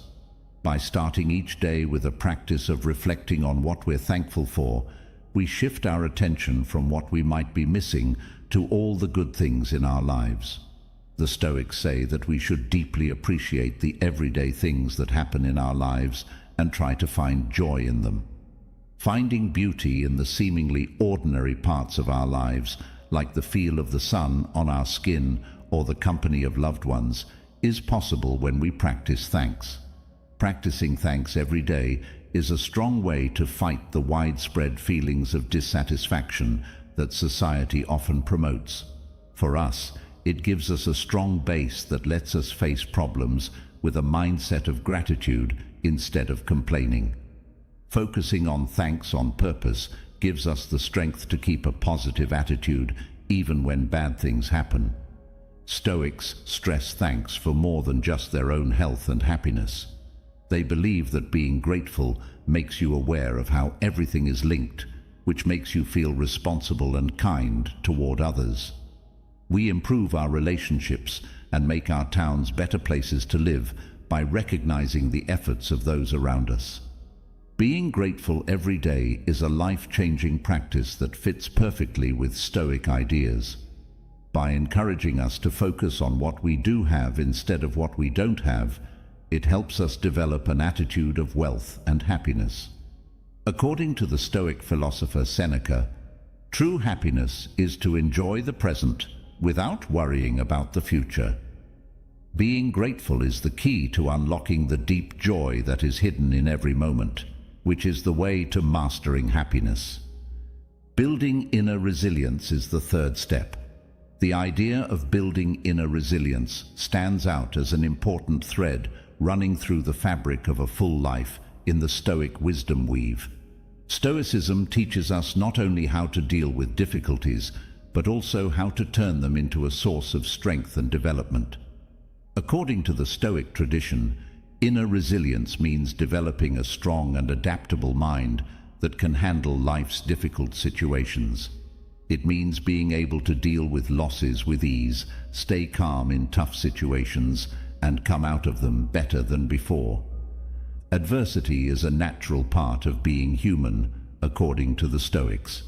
Instead of seeing difficulties as impossible problems that can't be solved, they see them as chances to work on and strengthen their inner resilience. From this point of view, we can handle the ups and downs of life with a calm that goes beyond the outside conditions, accepting pain and uncertainty as necessary parts of personal growth is part of the Stoic approach to inner resilience. When we see problems as chances to show virtue and wisdom, we not only deal with them, but also learn from them. Developing inner resilience is important for more than just your own good. People who are strong become sources of strength for others, creating a positive and supportive chain reaction in communities. Building inner resilience is not a one-time thing, but a process that goes on over time. Stoicism teaches us to see every failure as a chance to improve our character, strengthen our resolve, and learn more about ourselves. This quote from the Stoic philosopher Epictetus says it all. It's not what happens to you, but how you react to it that matters.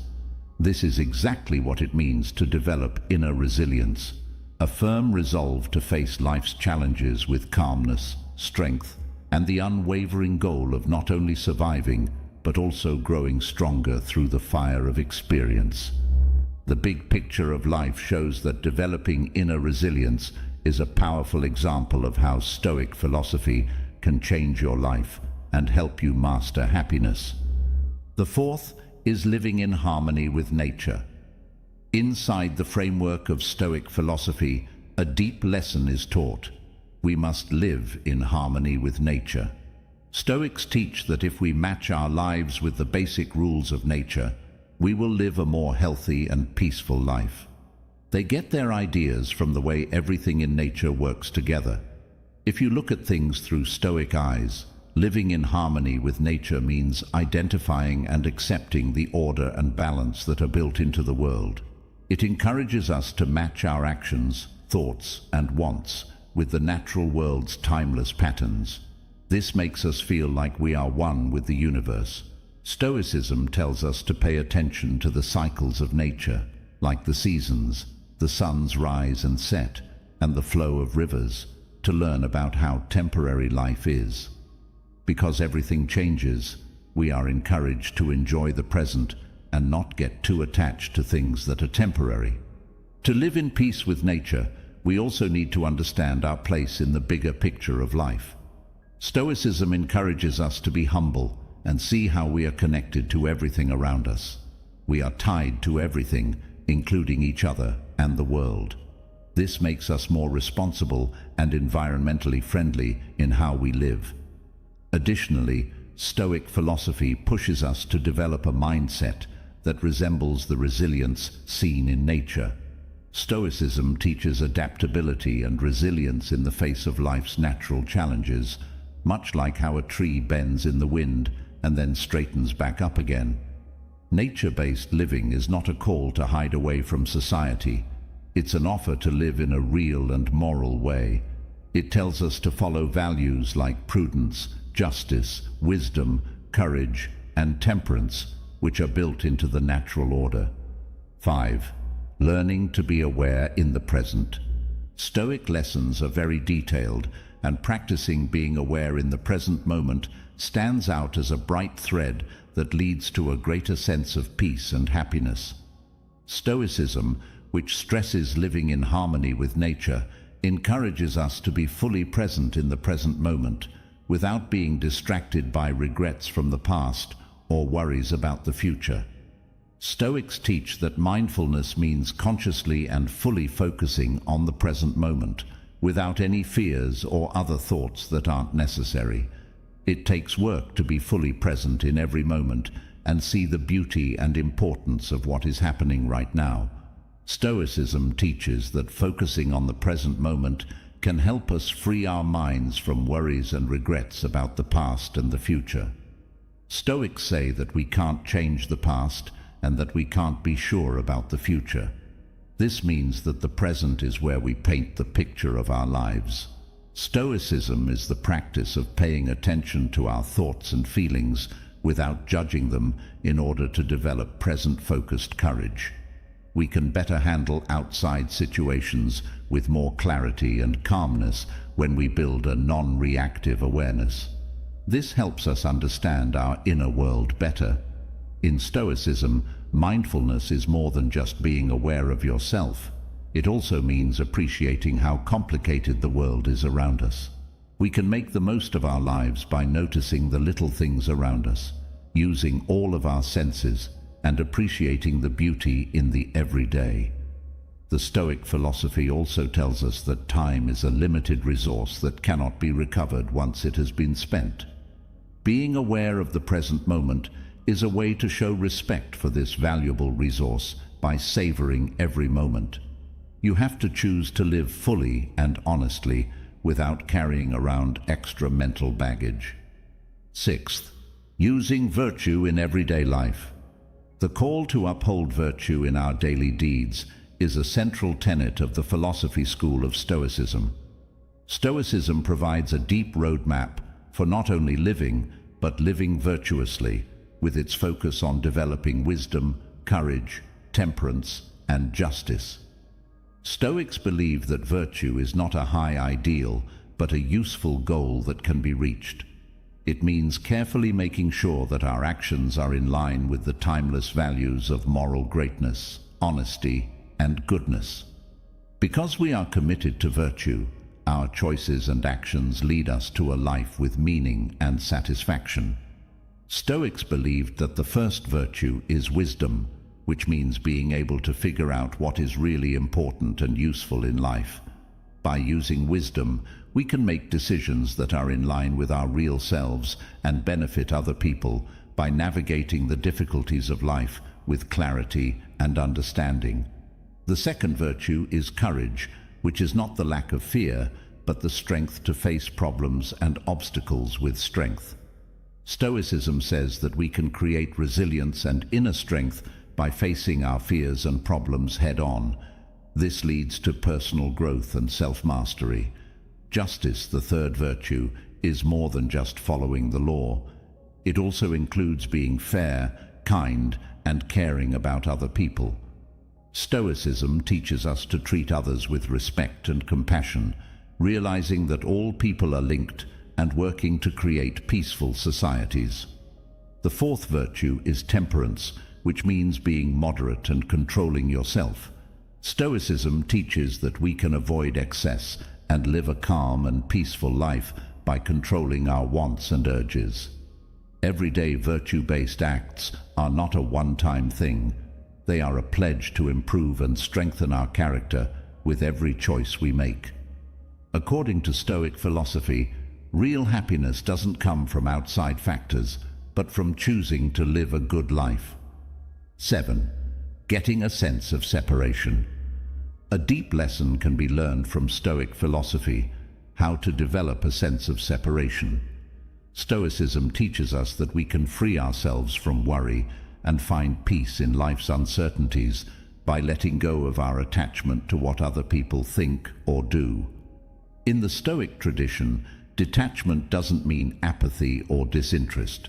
Instead, it means choosing to let go of our connection to things that are out of our control. This practice frees us from the emotional upheaval that often comes with outside events, so we can handle the ups and downs of life with ease and grace. Stoicism says that we can only change how we feel inside, but not how things are outside. By recognizing this difference, we stop trying to control things that we can't change, and instead focus on changing how we react and feel. We get back control over our inner world when we do this. Stoicism says that detachment means keeping an emotional balance that doesn't change when life changes in unpredictable ways. This balance lets us deal with both happiness and sadness with a calm mind, without the strong emotions that can make it hard to make decisions and disturb our inner peace. Developing a sense of distance also helps us see how temporary things happening in the outside world are. Stoicism gives us the courage to look at both success and failure, gain and loss, with an even mind. By accepting that things change over time, we stop letting the temporary nature of outside situations affect us too much. 8. Taking big risks and facing fears head-on. In the stern patchwork of life, there is one important thread that runs through it all: facing fears and problems head-on. Stoicism teaches that true strength comes from facing life's natural challenges head-on, not avoiding or evading them. Taking a thoughtful and focused approach to problems is needed to face fears and challenges head-on. Stoicism teaches us to see problems not as impassable hurdles, but as chances to build inner strength, courage, and resilience. The Stoics say that our fears are often caused by how we think and feel about things, not by the things themselves. There is less power in fear when we look at and question these ideas. This gives us the courage to face problems with a calm and clear mind. In addition, the Stoic philosophy encourages people to seek out difficulties. Stoicism tells us to not wait for problems to happen, but to actively seek them out as a way to improve our skills, see how strong we are, and make our character stronger. A measured and thoughtful method is taken when facing fears and challenges head-on. Stoicism tells us to look at things logically, come up with a plan, and then carry it out with courage and determination. By doing this, we demonstrate resilience and calm as we manage the rough seas of life. The Stoic idea of facing problems head-on affects more than just one person's health. It also affects society as a whole. A culture of resilience and creativity is fostered by having a mindset that views difficulties as chances for everyone to learn and grow. 9. Making relationships that matter. In the patchwork of Stoic lessons, the need to make important relationships shines like a beacon on the road to a happy life. Stoicism, which stresses virtue and how all people are linked, makes it clear how important it is to build real connections that make our lives better and improve the lives of others. Realizing that people are naturally social is the first step in making lasting relationships. Stoicism urges us to see relationships as chances to connect on a deeper level, sharing experiences, wisdom, and support, rather than just as business dealings. In our encounters with others, Stoicism instructs us to develop traits like kindness, understanding, and giving. By acting with these ideals, we help make the world a better place for everyone, which strengthens the ties that bind us to our communities. Stoicism also encourages intentional and thoughtful connections rather than chasing shallow relationships based on short-term joys or approval from others. Stoicism tells us to look for relationships based on shared values, respect, and a real understanding of the strengths and flaws of others. Stoic philosophy also says that to make real relationships with other people, you have to accept their happiness and sadness. During celebrations, our bonds grow stronger as we share in the joy of those around us. It strengthens our ties when we help and understand those who are going through hard times. Also, Stoicism encourages us to care about more than just our close friends and family. It asks us to care about all people. We can help make the world a more caring and linked place by seeing that everyone has the same problems and hopes. Seneca, a Stoic philosopher, said, "One of the most beautiful qualities of true friendship is to understand and to be understood." This sums up what it means to make real connections. Two people getting each other, helping each other, and knowing they are human. 10. The art of staying calm in good times and bad. Within the Stoic framework, there is a deep lesson that has been passed down through the years: the development of equilibrium, or keeping your mind steady in good times and bad. Stoicism tells us that real happiness doesn't depend on what's going on around us, but on how well we can handle the ups and downs of life. According to the Stoic school, equanimity means keeping your mind calm and steady no matter what happens in the outside world. The Stoic person stays rooted in an inner calm, free from the stormy waves of excessive joy or sorrow, whether they are surrounded by success or confronted with difficulties. Stoicism says that when things are going well, you shouldn't give in to the temptations of excess or the false idea that things will stay the same.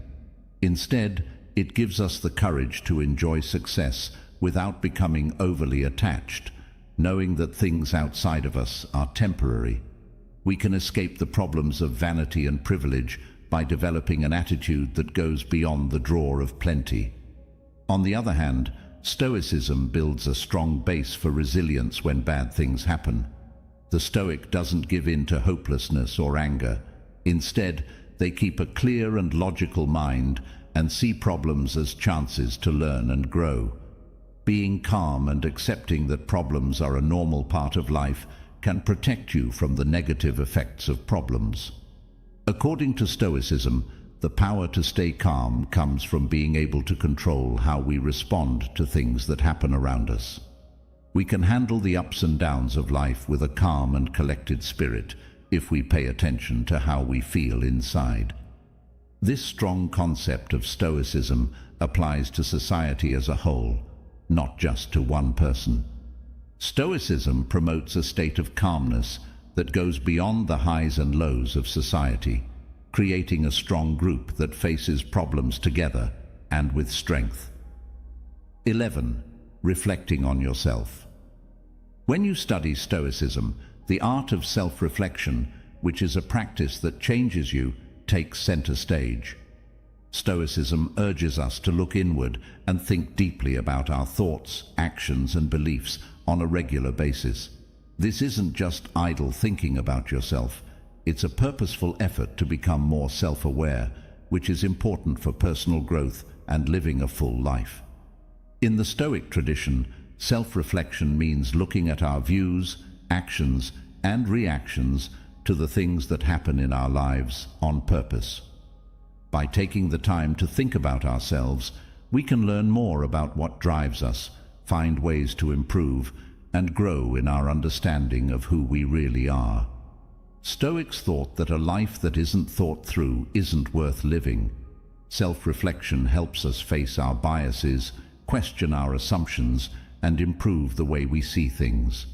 A feeling of sincerity and authenticity is fostered by this ongoing process of questioning, which allows us to match our actions with our core ideals. Self-reflection is also a part of Stoicism and can help you become more emotionally intelligent. By looking at how we feel in different situations, we learn how to handle our emotions with wisdom and clear thinking. This deeper understanding of ourselves helps us deal with problems calmly and enjoy happy times with thanks. Self-reflection also helps you develop virtue, which is one of the main ideas behind Stoicism. By looking at our actions through the lens of values like temperance, courage, wisdom, and justice, we make a plan for how to live an ethical life.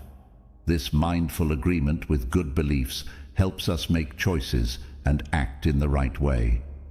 12. Making your life fit with your goals. Stoic lessons are very deep, but they have one main idea that comes out. You should live your life according to your ideals. Stoicism encourages us to find, accept, and live by our core values. This way of life is not only true to ourselves, but also in line with the timeless ideals that this ancient philosophy promotes. To start living according to your values, you need to think about what your core views and ideals are. Stoicism supports reflection to find out what's important to you, illuminating the traits that speak to your deepest self, whether it's wisdom, courage, justice, or temperance. Once these ideals are known, the Stoic philosophy makes you promise to live by them every day. It's not enough to just say what you believe. You have to live by it in the decisions you make, the relationships you build, and the way you move through the world. This conscious alignment turns into a guide that helps you see clearly and with purpose through the complicated parts of life. Stoicism says that if you want to live by your beliefs, you have to be devoted to virtue all the time. When used in this context, virtue means being morally good and showing traits that are good for your character and the well-being of others. When you make decisions based on virtue, your life shows not only who you are, but also who you want to be. Stoicism also requires courage to uphold your ideals in the face of external pressures or social standards. This gives you a sense of inner independence, which lets you resist outside influences and live your life according to beliefs that will last. Living in line with your ideals is not a one-time thing. It's a journey that you're always on. Stoicism acknowledges that character changes over time and pushes you to keep thinking about yourself, to make sure that your actions are in line with how you're understanding virtue as it changes.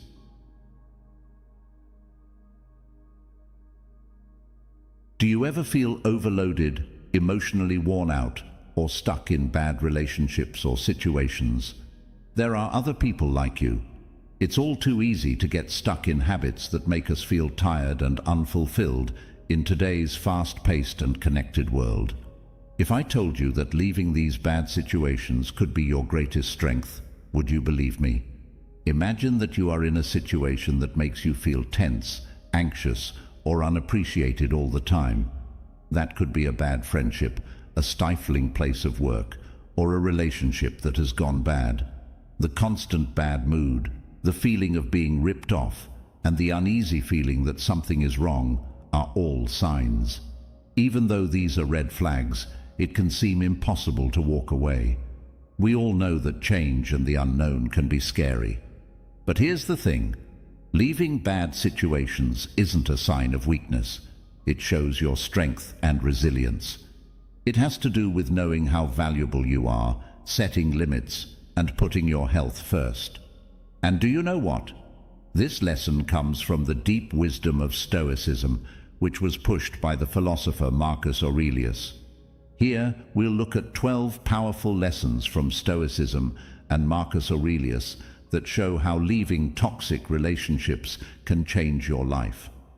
These lessons provide a roadmap for reclaiming your power and living a life of authenticity and fulfillment, from setting boundaries and conserving energy to embracing growth and mastering your inner world. Lesson 1. Don't put your energy into everything. Imagine having a lot of responsibilities, demands and tasks to do, and feeling like you're always running out of energy. It seems like every email, alert and request is like an extra weight that you have to carry. Sound like you? In our busy world, many of us can relate to this situation. Here's the thing though. Marcus Aurelius shows us that not everything is worth our time. The Stoic philosophy of Marcus Aurelius teaches us that we need to be smart about where we put our precious energy. We wouldn't water weeds in the garden, and we shouldn't waste our energy on things that don't help us grow or stay healthy. How can we use this wisdom in our daily lives then? First, we need to be aware of where our energy is going. Are we putting too much into relationships or situations that drain our minds, hearts, or spirits? Do we have to give up our peace of mind for things we can't change? Marcus Aurelius reminds us that energy is a valuable resource that should be kept for important things. We get back our power to leave bad relationships and situations when we learn when to take a step back and save our energy. Not avoiding or not caring about it. It's about putting our health and inner peace first, above all else. Remember Marcus Aurelius's timeless wisdom. Not everything needs your energy. The next time you feel stressed or exhausted, pick wisely where to put your money and watch as you regain the power to leave toxic relationships and start living a life full of clarity, purpose, and inner peace. Lesson 2. Being firm about limits isn't selfish. Have you ever felt like people were always testing or breaking your rules? Like you're trying too hard to please everyone and putting your own health last? A lot of us have to deal with it every day. But Marcus Aurelius said that setting limits isn't selfish. It's necessary to keep our sanity and honor. According to the Stoic philosophy, setting limits is a way to protect our morality and inner peace. Set limits to keep harmful influences at bay and keep your sense of self-respect. just like a fortress keeps its people safe from outside threats. How then do we set limits in our lives? Self-awareness is the first step. Knowing our own needs, values, and limits is important.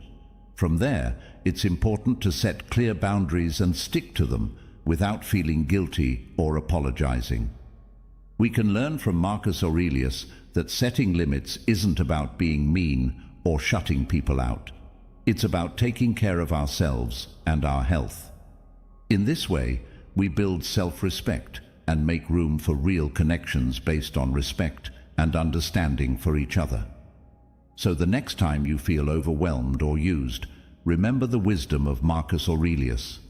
Setting limits isn't selfish. It's an act of self-care and honesty. Reclaim your ability to leave toxic relationships with grace and confidence by accepting your right to peace of mind and well-being. Lesson 3. Closure doesn't always come from the outside. On this journey, we often look for approval or answers from outside sources. But Marcus Aurelius said that closure doesn't always come from outside sources. It often comes from within. The Stoic philosophy sees closure not as a place to get approval or peace from others, but as a way of accepting things as they are and finding inner peace. Marcus Aurelius teaches us that the only way to truly end something is to accept that it will end and be happy in the present moment. How then do we come to terms with ourselves? It starts with following the Stoic principles of acceptance and mindfulness, which means recognizing our feelings without letting them control us and being thankful for the lessons we've learned from our mistakes. Marcus Aurelius reminds us that finding closure doesn't mean ignoring the past or denying our feelings. Rather, it means fully accepting them and incorporating them into our journey of personal development. Remember Marcus Aurelius's timeless wisdom. True closure comes from within the next time you find yourself longing for resolution. Enjoy the present, be okay with life's unknowns, and find comfort in the journey itself. It's often easier to grow when you're not in your comfort zone. As we try to leave toxic relationships, we often have moments of doubt when the familiar voices of comfort tell us to stay. But Marcus Aurelius reminds us that real growth is waiting for us outside of our comfort zones. Toxic people and situations can make us feel safe when we're not, keeping us stuck in a cycle of familiarity even as they hurt our health. But in order to grow, we have to face the things that make us uncomfortable and ride out the rough waters of change. Moving out of our comfort zone takes courage, a willingness to accept the unknown, and faith in our ability to handle the rough waters of change. This is about realizing that growth often happens in uncomfortable situations, in the tests that force us to change and go beyond our limits. Marcus Aurelius shows us that the journey to growth may be hard, but the rewards are huge. We take back our power and make a way for a better, more fulfilling future when we leave toxic situations and enter the unknown. The wisdom of Marcus Aurelius should be remembered the next time you find yourself at a crossroads between comfort and growth. Growth often happens outside of your comfort zone. Accept the difficulty and the pain, and you will become stronger, smarter, and more resilient than ever. 5th lesson: you can't change other people. Marcus Aurelius said something very important. You can't change other people. In the world of toxic situations, this lesson is very important because it tells us not to waste time trying to control or change the people around us. According to Stoic philosophy, we can change the way we think and act, but we can't change the way other people think or act. If you try to change someone, it's like trying to tame the wind or control the tides. You'll only end up frustrated and disappointed. Keeping this in mind, how do we handle toxic situations? Marcus Aurelius suggests a simple but profound way to solve the problem.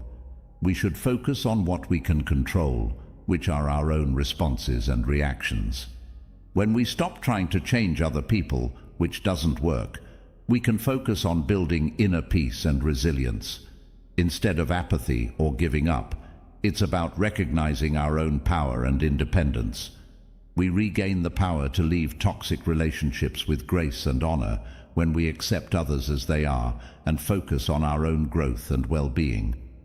Remember Marcus Aurelius's wisdom: you can't change other people the next time you find yourself in a bad situation. You should instead work on building up your inner strength, resilience, and peace of mind. By doing this, you take back your power to leave toxic relationships and make a way to more authenticity and happiness. Lesson 6. Believe what your gut tells you. In the 6th lesson, we learn about the ancient wisdom of trusting your gut, which is a central idea in Marcus Aurelius's Stoic philosophy. It's a lighthouse that tells us to listen to the whispers of our inner wisdom when it comes to leaving toxic situations. For Marcus Aurelius, intuition is like a compass that points us toward what is good and true.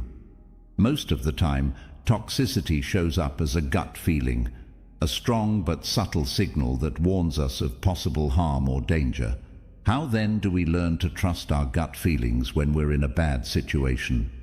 Marcus Aurelius gives a straightforward but profound advice. Cultivate inner silence and block out the noise of outside influences. We can find the path that fits our values and well-being by quieting our minds and tuning in to our inner guidance. Sometimes it's hard to trust our gut, especially when other people have different ideas or when we feel pressure from outside sources. However, Marcus Aurelius reminds us that our intuition is a reflection of our deepest truths and a source of wisdom that holds the key to gracefully and wisely navigating life's challenges. Remember Marcus Aurelius's timeless wisdom the next time you find yourself at a crossroads and trying to figure out how to get out of a bad situation. Trust your gut. Pay attention to the small voices inside of you that are telling you what to do, and let them lead you to a path of clarity, authenticity, and inner peace. The 7th lesson is that leaving doesn't mean giving up. A very important lesson is taught in Lesson 7. Walking away doesn't mean giving up. If we're talking about leaving toxic situations, it's a reminder that doing so is an act of courage and self-preservation, not defeat. There are a lot of different kinds of toxic situations, like a relationship that drains you, a toxic workplace, or a pattern of hurting yourself. In each case, we have to leave when staying will only make our pain and stagnation worse.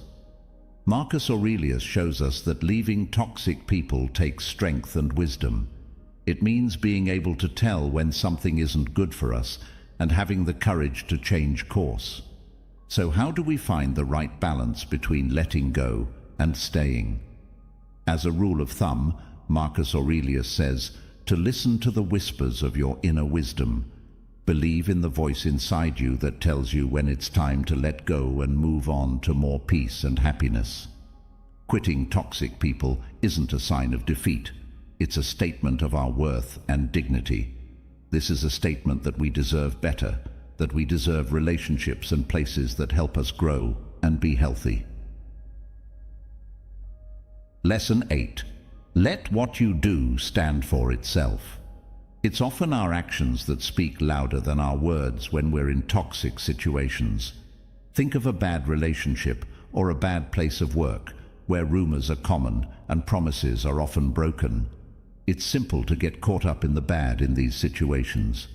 However, Marcus Aurelius reminds us that what we do has the power to bring about change. We don't have to give in to the toxic emotions. We can set a good example. In a toxic workplace, for example, we don't have to be negative or spread rumors. Instead, we can choose to be professional, helpful, and focused on our work. Others will want to follow your lead because it sets a good example. People can also learn from our actions what kind of behavior is expected of them and what kind is not. When our boundaries are constantly being crossed in a bad relationship, we can choose to stand our ground in a respectful but firm way. The other person will know that we respect ourselves and expect to be treated with respect.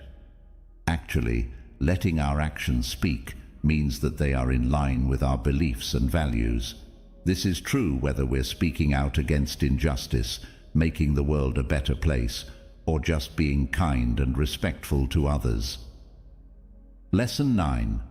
Look inside yourself to find approval. Lesson 9 teaches the timeless wisdom that when it comes to leaving toxic situations, you should look for approval within yourself instead of relying on other people. This idea fits very well with Marcus Aurelius's Stoic philosophy, which stressed the importance of building up inner strength and independence. Imagine being in a bad relationship where people are always questioning your worth and value. You might look to your partner for approval, hoping that their approval will make you feel whole again. Marcus Aurelius, on the other hand, would remind us that real validation comes from within, from realizing our own worth and loving the things and strengths that make us special. To put it more practically, seeking validation within means building up your self-esteem and awareness. It means trusting our own judgment and intuition and recognizing our worth regardless of what other people say or do. For instance, if you're in a toxic workplace where your contributions aren't valued, you might find validation within by reminding yourself of your skills, accomplishments, and inherent worth, instead of looking for validation from your co-workers or bosses. Marcus Aurelius teaches us that validation from other people is temporary and unreliable because it depends on the mood of the people around you and how things are going in your life. On the other hand, validation from within is steady and unwavering, coming from a strong sense of self-acceptance and respect.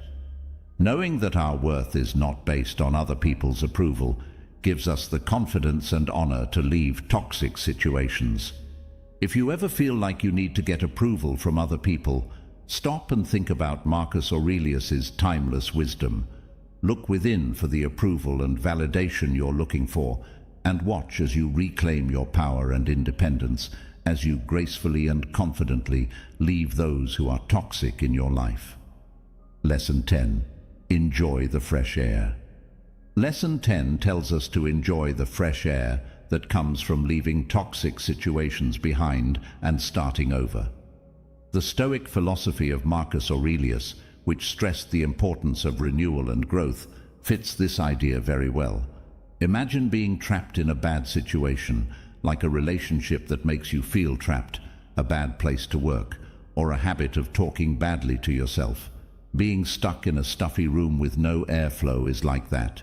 The air gets stale and suffocates your spirit and vitality. Marcus Aurelius would have us remember that just as getting some fresh air is good for your body, getting away from things that are bad for you is good for your mind. Taking a deep breath of fresh air literally means letting go of harmful situations and opening yourself up to new chances for growth and renewal. Getting rid of unhealthy relationships that aren't good for you, looking for a better place to work that helps you grow, or questioning negative thought patterns that keep you stuck in a cycle of self-doubt are all examples of this.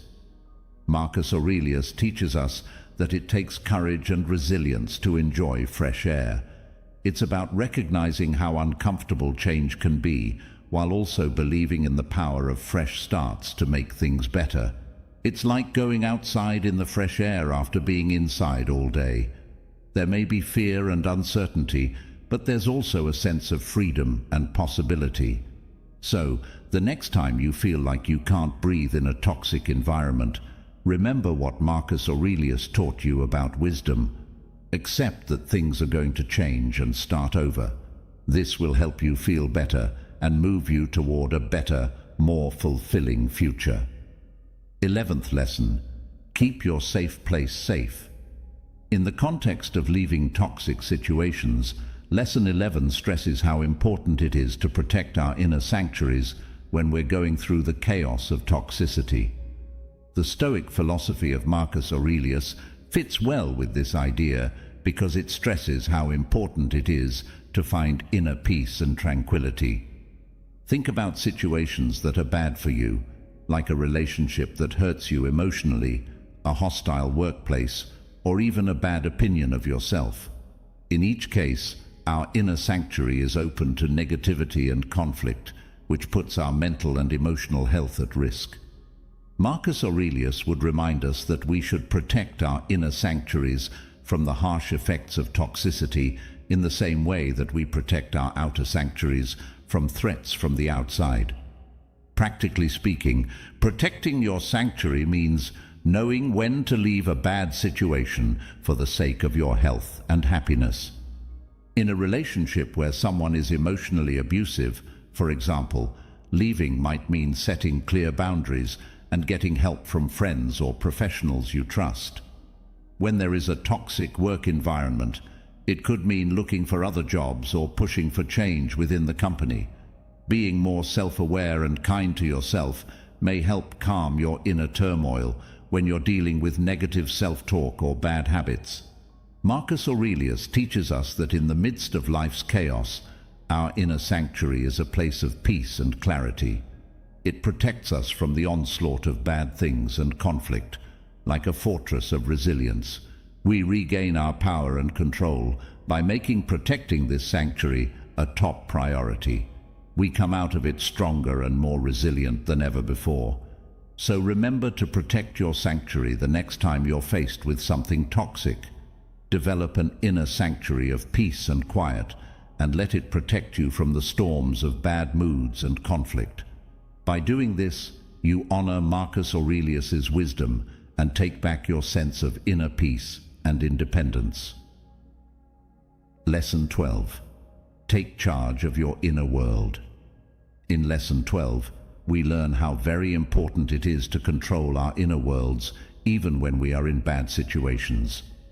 A lot of what this idea says fits with Marcus Aurelius's Stoic philosophy, which stresses how important inner strength and resilience are for getting through life's problems. Developing a sense of self-awareness and emotional resilience that allows you to weather the waves of negativity and conflict is part of mastering your inner world in the context of leaving toxic situations. Knowing that we can manage our own thoughts, feelings, and actions is important, even if we can't always change the things going on around us. Think about a relationship that is toxic because of constant manipulation and gaslighting, or a workplace that is toxic because stress and hostility are normal. In every case, mastering your inner world means staying true to your own values and principles and not letting outside influences change you. In the middle of chaos, it's important to keep your inner peace and clarity and not let the bad things going on around you destroy your sense of self-worth or integrity. Some practices that can help you master your inner world are being mindful, reflecting on yourself, and controlling your emotions. It entails developing resilience and gratitude, as well as finding healthy ways to deal with stress and anger.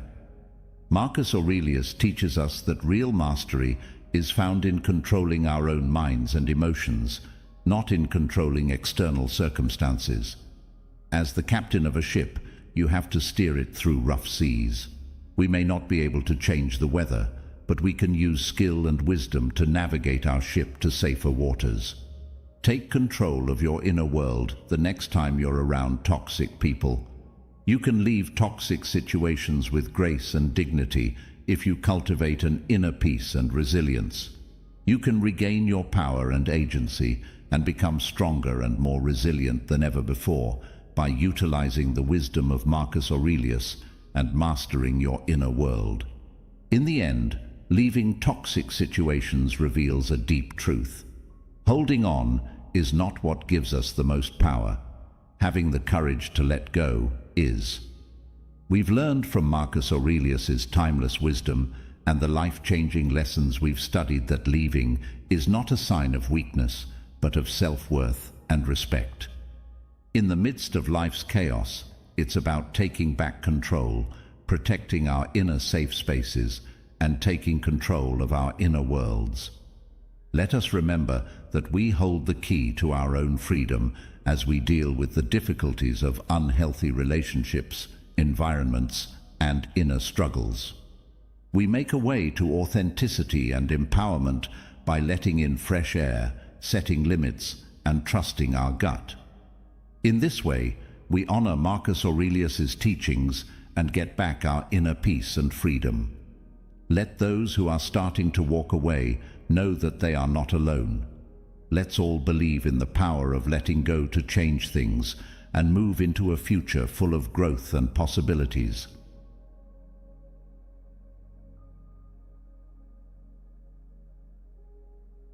You happen to have found a golden gem, not the newest joke or movie that went popular either. If you've ever found yourself looking through social media and groaning about how hard life is, asking why you can't just let go of things, or just wanting to care less about everything, then you've come to the right place. The Stoics were smart people who lived their lives by rules that, believe it or not, can teach us how to learn how to not care too much. It's funny that old wisdom can still help us live our busy, coffee-fueled lives. Enjoy the rest of your time as you learn 10 easy but deeply changing Stoic principles. These principles are so new that they might be the answer to the chaos of modern life. Principle 1. Take charge of what's inside you and let go of what's outside you. Picture this. It's Tuesday morning and it's raining. You just made the best cup of tea ever. Just as you're about to take a sip, your cat knocks over the old one. You may have been angry and thought that hair or even the whole world was out to get you. We suffer more in imagination than in reality, said the famous Seneca. Things really do happen. Tea gets on the floor. Cats get into trouble. What do we have power over? How we felt. We don't have to let our thoughts make the next day look bad. We can choose to laugh it off and make another cup of coffee. Things will keep going wrong in the world, but we have control over how we respond. Take a big breath the next time your Wi-Fi goes down during that important Zoom call or your pizza comes out cold. What bothers us is not the cold pizza, but how we think about it. Principle number 2. Enjoy the present. Marcus Aurelius once said, "Do not worry about the future. You will get there if you take care of the present." That was back in the day. We get alerts and binge watch every second, and our minds were racing faster than our internet could handle. But what do we miss most of the time? Right now. Remember times when you walked in the park, but your mind was on the things you had to do tomorrow, or those family dinners where you thought about things you wished you had done differently. The Stoics teach us that right now is a gift. So why waste time thinking about the past or the future? It's not enough to just pay attention to be present. It's about living your life to the fullest. Taking time to enjoy your food, chat with friends, and enjoy the wind on your face. Let go of your regrets from yesterday and your worries for tomorrow. The little things that make up our happiness are what make up the big picture of life. Principle 3. Let change happen as it will. Have you ever thought about how easily the seasons change? The cold from winter melts so that spring can grow. But when things change in our lives, like a new job, a breakup, or a move, we fight it. Epictetus said it best. What matters is not what happens to you, but how you react to it. Life is like the River Thames. It's always changing. It's tiring to fight against the flow. When you accept it, you find freedom. Evolution is a part of life. You are a work in progress, just like Rome wasn't built in a day. Every change, every turn, gives your subject a new brushstroke. Remember that the next time you find yourself on an unexpected side trip, it's all part of the plan. Fourth principle, help other people.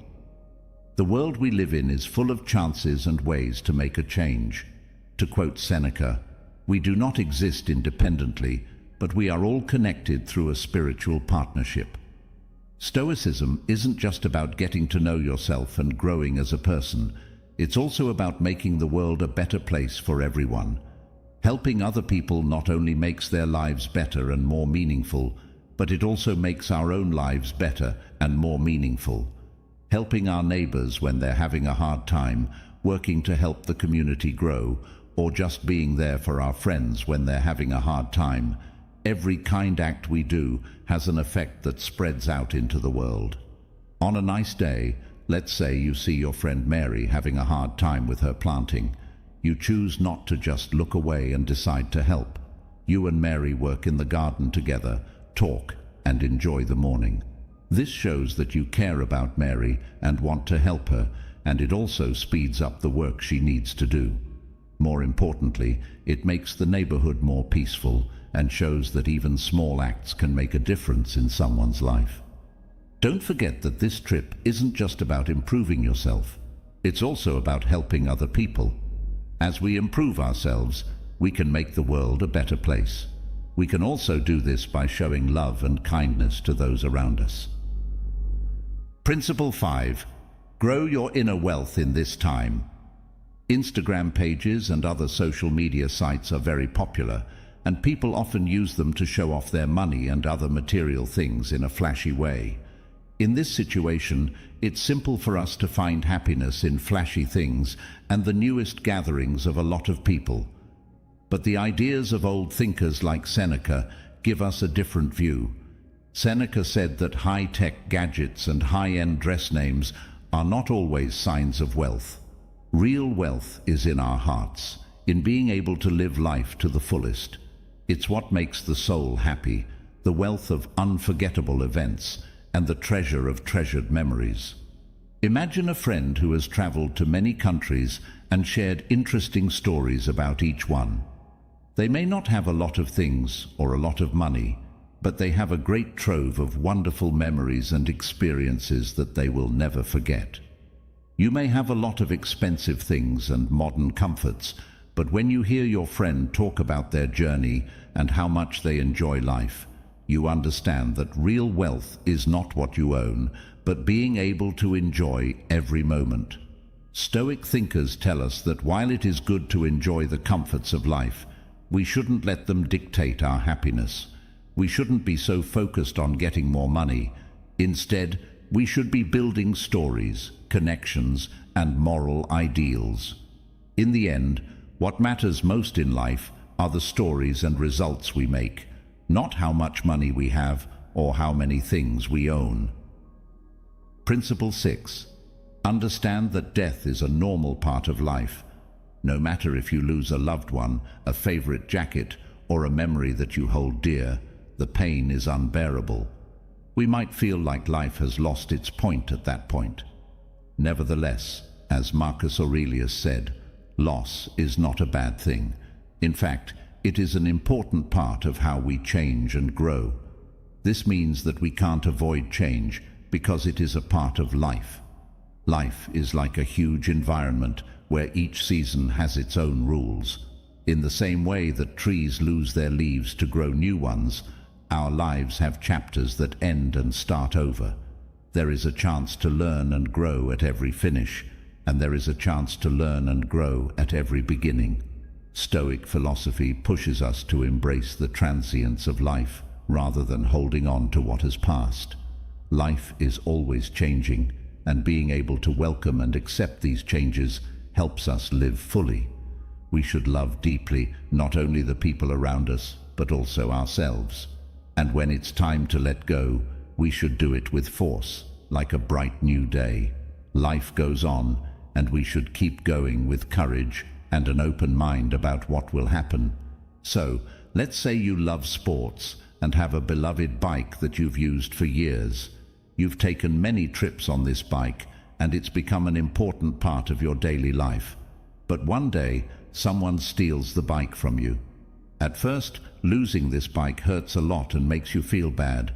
You might feel like a part of you is gone, but after some time, you start to see this loss in a different way. You take the chance to buy a new bike, maybe one that is more modern and better fits your needs right now. You also learn how to judge the real worth of things and find happiness in life, not in them. Not having the bike is a bad change, but it also means a fresh start.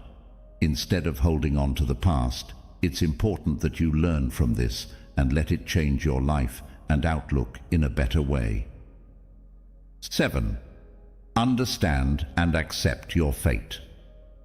I'm not saying you should accept everything without question, but as Epictetus said, don't expect that things happen the way you want them to. Instead, wish that they happen the way they do. The many complicated parts of life are a result of our actions and the way the world was made. No matter how hard we try, sometimes the results don't go our way. Stoic philosophy tells us to accept what has happened instead of being upset that things didn't go as planned. In the end, the most interesting stories often start with changes that no one expected. According to Stoic philosophy, we don't have to get rid of all our wants or our desire to make our lives better. This idea says we should accept what we can't change and focus on what we can. This helps us feel less stressed and anxious when we don't know what will happen or don't want it to. Take advantage of changes that come up out of the blue. Take the chances to learn and grow from them. Problems that come up out of the blue can sometimes open up new doors and teach us important lessons that we missed in the original plan.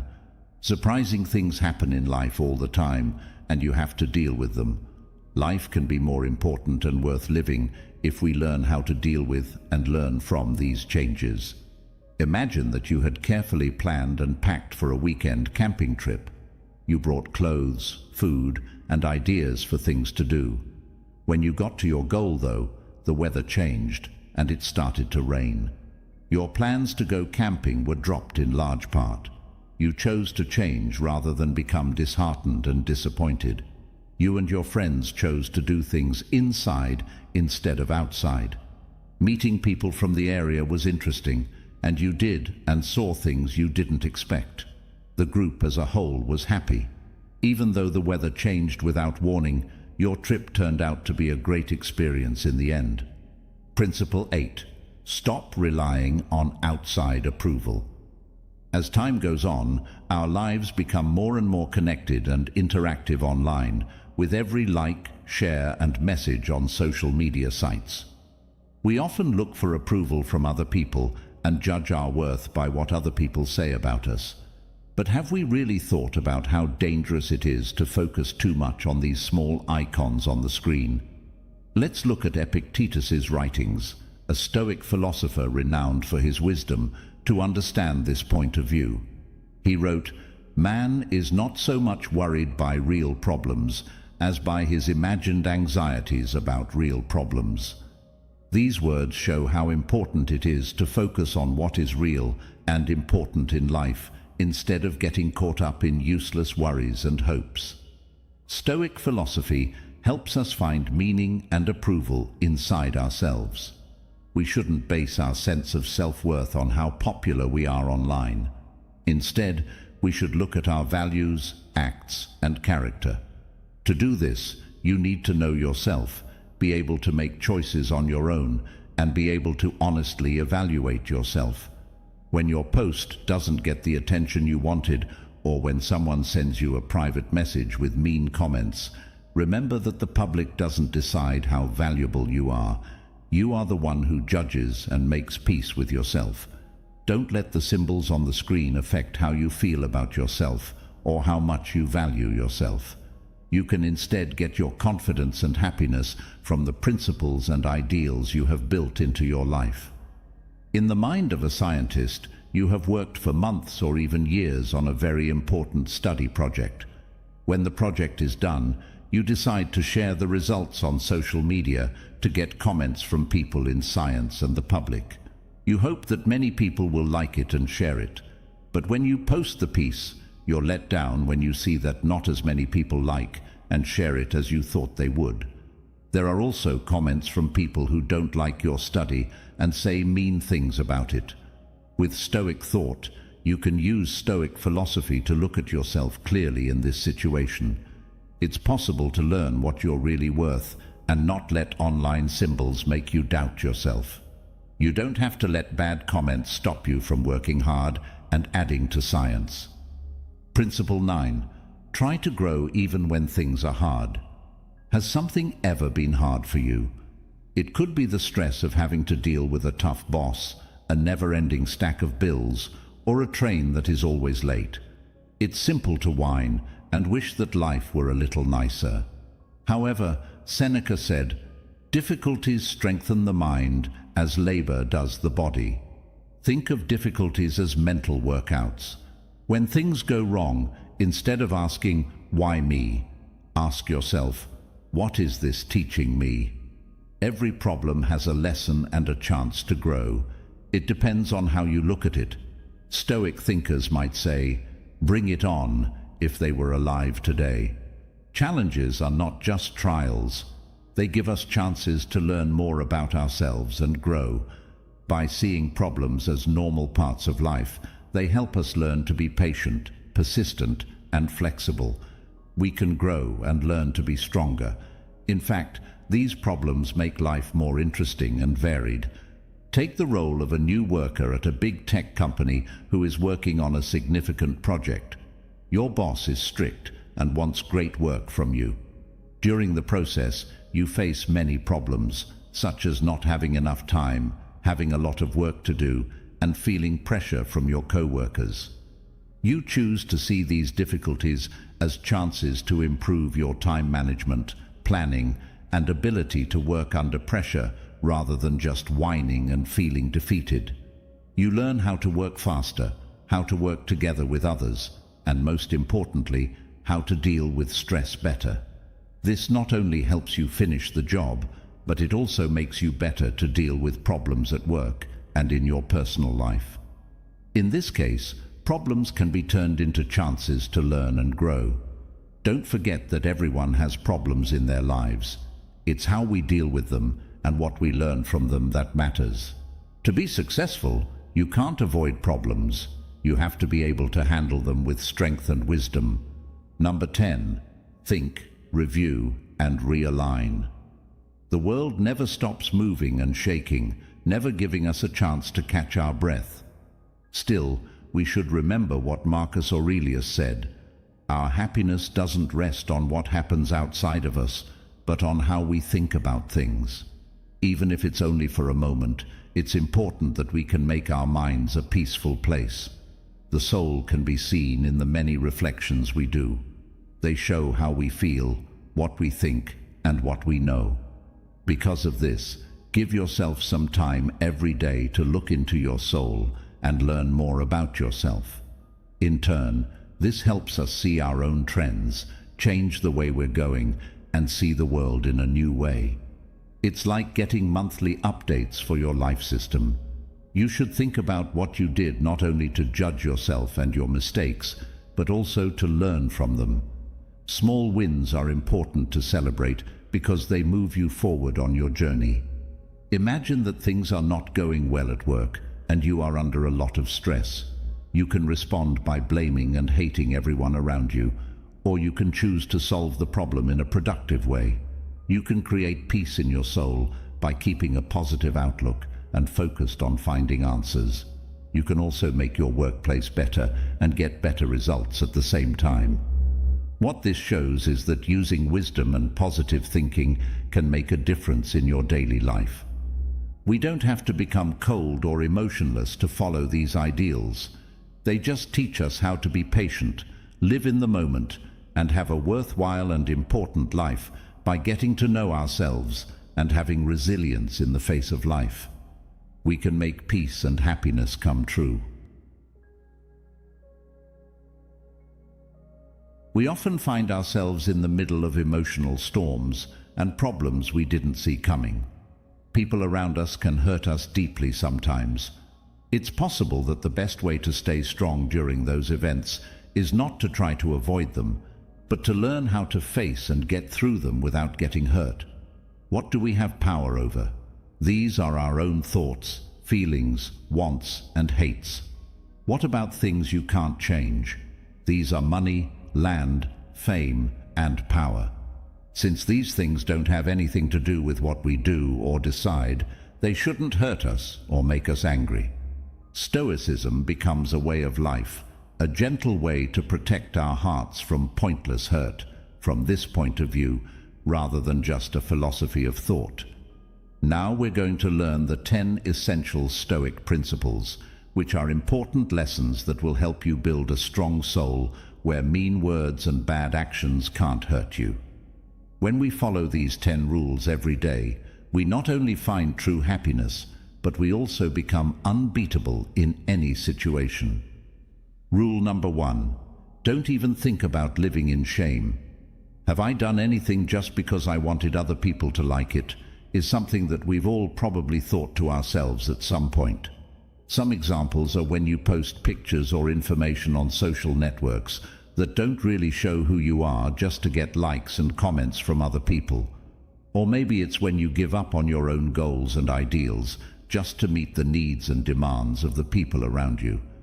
During those times, we often get caught up in a pointless race to be the first to accept someone. However, does it really make us happy and joyful? Have we ever thought about whether there is a way to live our lives without having to worry about what other people think? When you ask those kinds of questions, you should think about this, because everyone has been pushed to do something that made them feel bad, even though they didn't mean to hurt anyone. Stoicism shows us a cool way to get away from this pressure. We have no control over what other people think, but we do have full control over how we judge ourselves. One option is to let the bad weather make you angry or sad, like when you go outside and see it's raining. Another is to accept that you can't change it and choose not to let it change your mood. What you feel doesn't change the world around you. The only thing that can change is how you respond to it. Stoicism teaches us to judge ourselves based on our morals and the things we do, rather than letting shame affect us. This helps us stay confident in ourselves and come up with our own unique ideals and goals. Imagine a life where you are free, sure of yourself, and based on your own ideas and beliefs, and you don't have to worry about being embarrassed. Stoicism gives you that gift, which helps you live a more worthwhile life. The second principle is that someone can turn an insult into an offense by showing self-control. When we talk about self-control, we're talking about human traits, like being able to deal with problems and keep your feelings in check. What distinguishes weakness from strength in trying times is this. Principle number 2 teaches us something important. Your strength is not just how you handle insults, but also how you use them to push yourself forward. To have self-control, we need to be able to recognize and handle our feelings at all times. Stoic philosophy says that this not only makes our souls better, but it also makes us realize how important it is to be patient and understanding with other people. Let's say you work in an office and have a friend who constantly attacks or insults you. You choose to follow the Stoic philosophy of self-control instead of getting angry or feeling sorry for yourself. At first, you ask yourself, what do insults from other people change about my life? You know that these comments don't change anything about who you are. They're just someone's way of showing that they're unhappy. Instead of having comments hurt you, you use them to push yourself to be better. You plan to work on building your confidence and morals more. You chose to be patient and positive in the face of these problems instead of insulting them. Using comments as a weapon of hurt becomes a tool of mental strength when you do this. You not only keep your soul safe, but you also get stronger this way. Don't let anyone hurt your feelings, and remember that it takes work and patience to turn an insult into a chance to grow.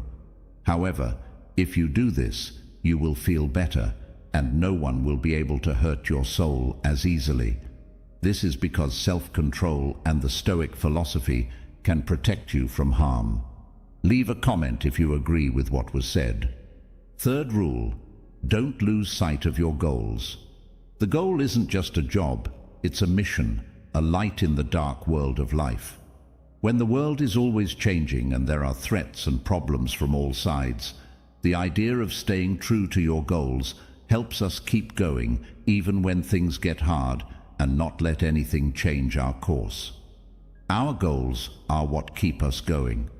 It's not just a hazy goal, it's a strong source of courage and a light that shows us the way. It's like being on a boat in the seas of life, and your goal is like the only star in the sky at night. As far as you know, that star is the only source of light in space, and it will be your only way to get there. If you fail to reach this goal, you will be lost in the ocean with no idea where to go. Afterward, the darkness of doubt and insecurity will surround you, leaving you feeling alone and hopeless in a world full of many possibilities and risks. There are hard times in the world, but problems are not enemies.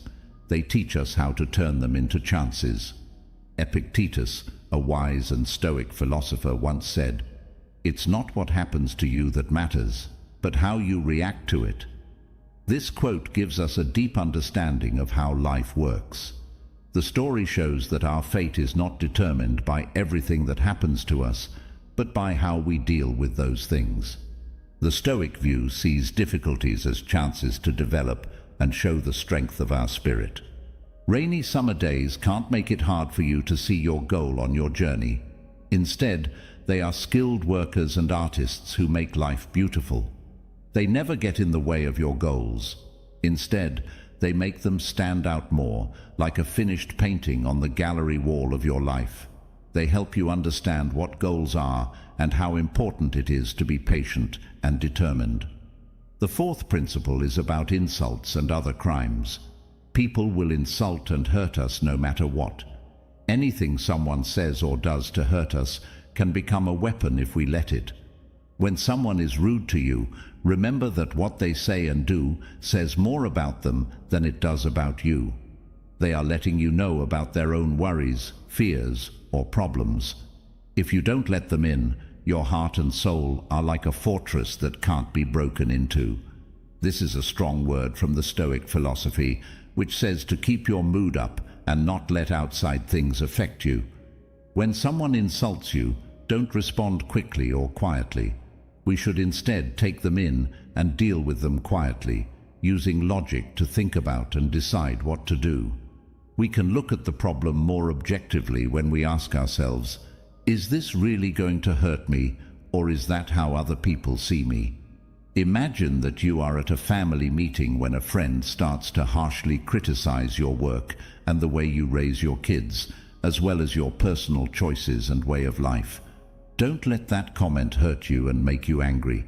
Instead, look at it rationally and don't let it change how you feel. Be thankful for the good things in your life and thank the person for caring enough to share their view, even if you don't agree with it or accept it. This helps you stay cool and respect yourself, and it also gives you the chance to show how mature and self-controlled you are by changing a bad scenario into a learning experience. Don't forget that you control your feelings. Consider it a chance to put your inner strength and capacity for self-control to the test when someone attempts to insult you. It helps you practice self-control, which is an important skill in the Stoic philosophy. Principle number 5, the strength of having a strong mind. Each of us is a traveler on the bus of life, where problems and obstacles are always around the corner. Being criticized, being turned down, and having difficulties test not only our endurance, but also the strength of even the strongest souls. Stoic philosophy is like a lighthouse that shows you how to get through storms without getting lost. God has given you a lot of power. This is not just an idea. It's also a key principle that helps us face and get through all problems with inner strength. Stoics say that mental strength is not about getting rid of feelings or dodging problems. Instead, they say that it is about understanding, accepting, and turning bad events into lessons and motivation to grow as a person. As our mental strength grows, we stop seeing criticism or loss as a sign of weakness, and instead see them as chances to get stronger. To find strength, remember that Marcus Aurelius, a great Stoic philosopher-emperor, said, "You have power over your mind, not outside events. Realize this, and you will find strength." These wise words remind us that spiritual strength is not something that comes from outside sources, but something that we must choose every day. Don't let stress, loss, or sadness get you down. Instead, choose to accept it with an open mind. The world around us changes all the time, but we can choose to stay strong and believe in our own ideals. It is very important to train yourself every day by thinking about yourself, examining yourself, and practice changing the way you think in order to build a strong spiritual house. The journey requires patience, unwavering determination, and a strong desire to get better. Not only do we train ourselves with each step, but we also remind ourselves of our worth and place in the world. We learn how to stay cool in a storm and find peace of mind by following this rule. When we apply principle number 5 to our lives, it makes us want to not only keep ourselves safe, but also become the best versions of ourselves.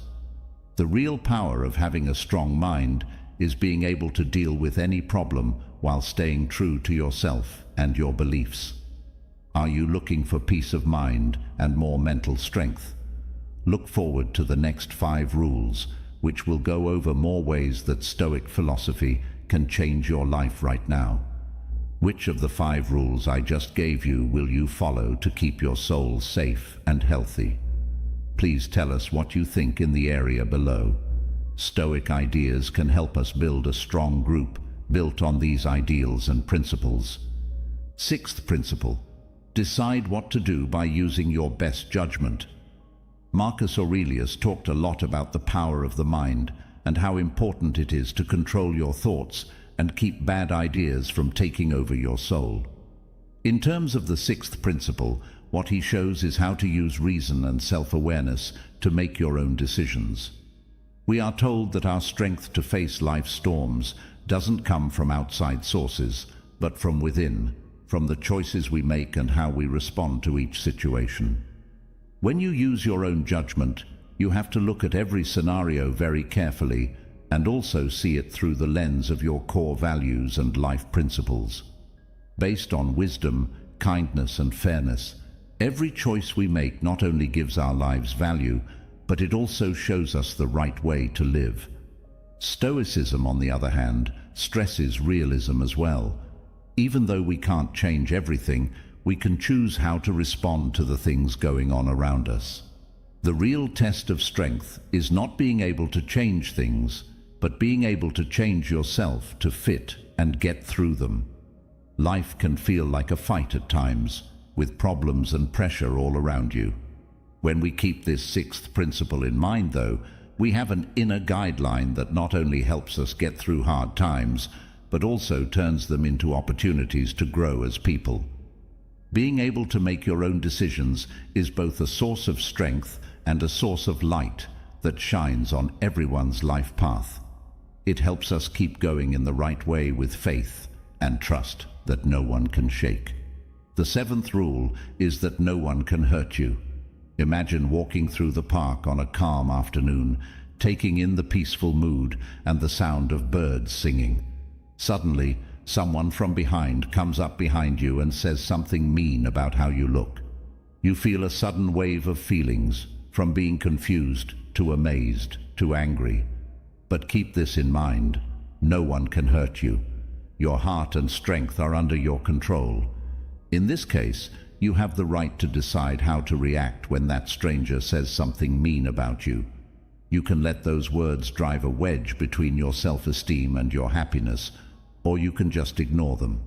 Here's how you can handle this scenario based on the Stoic philosophy. To begin, stop and ask yourself, why do I choose to dress this way? Is it because I feel good about myself?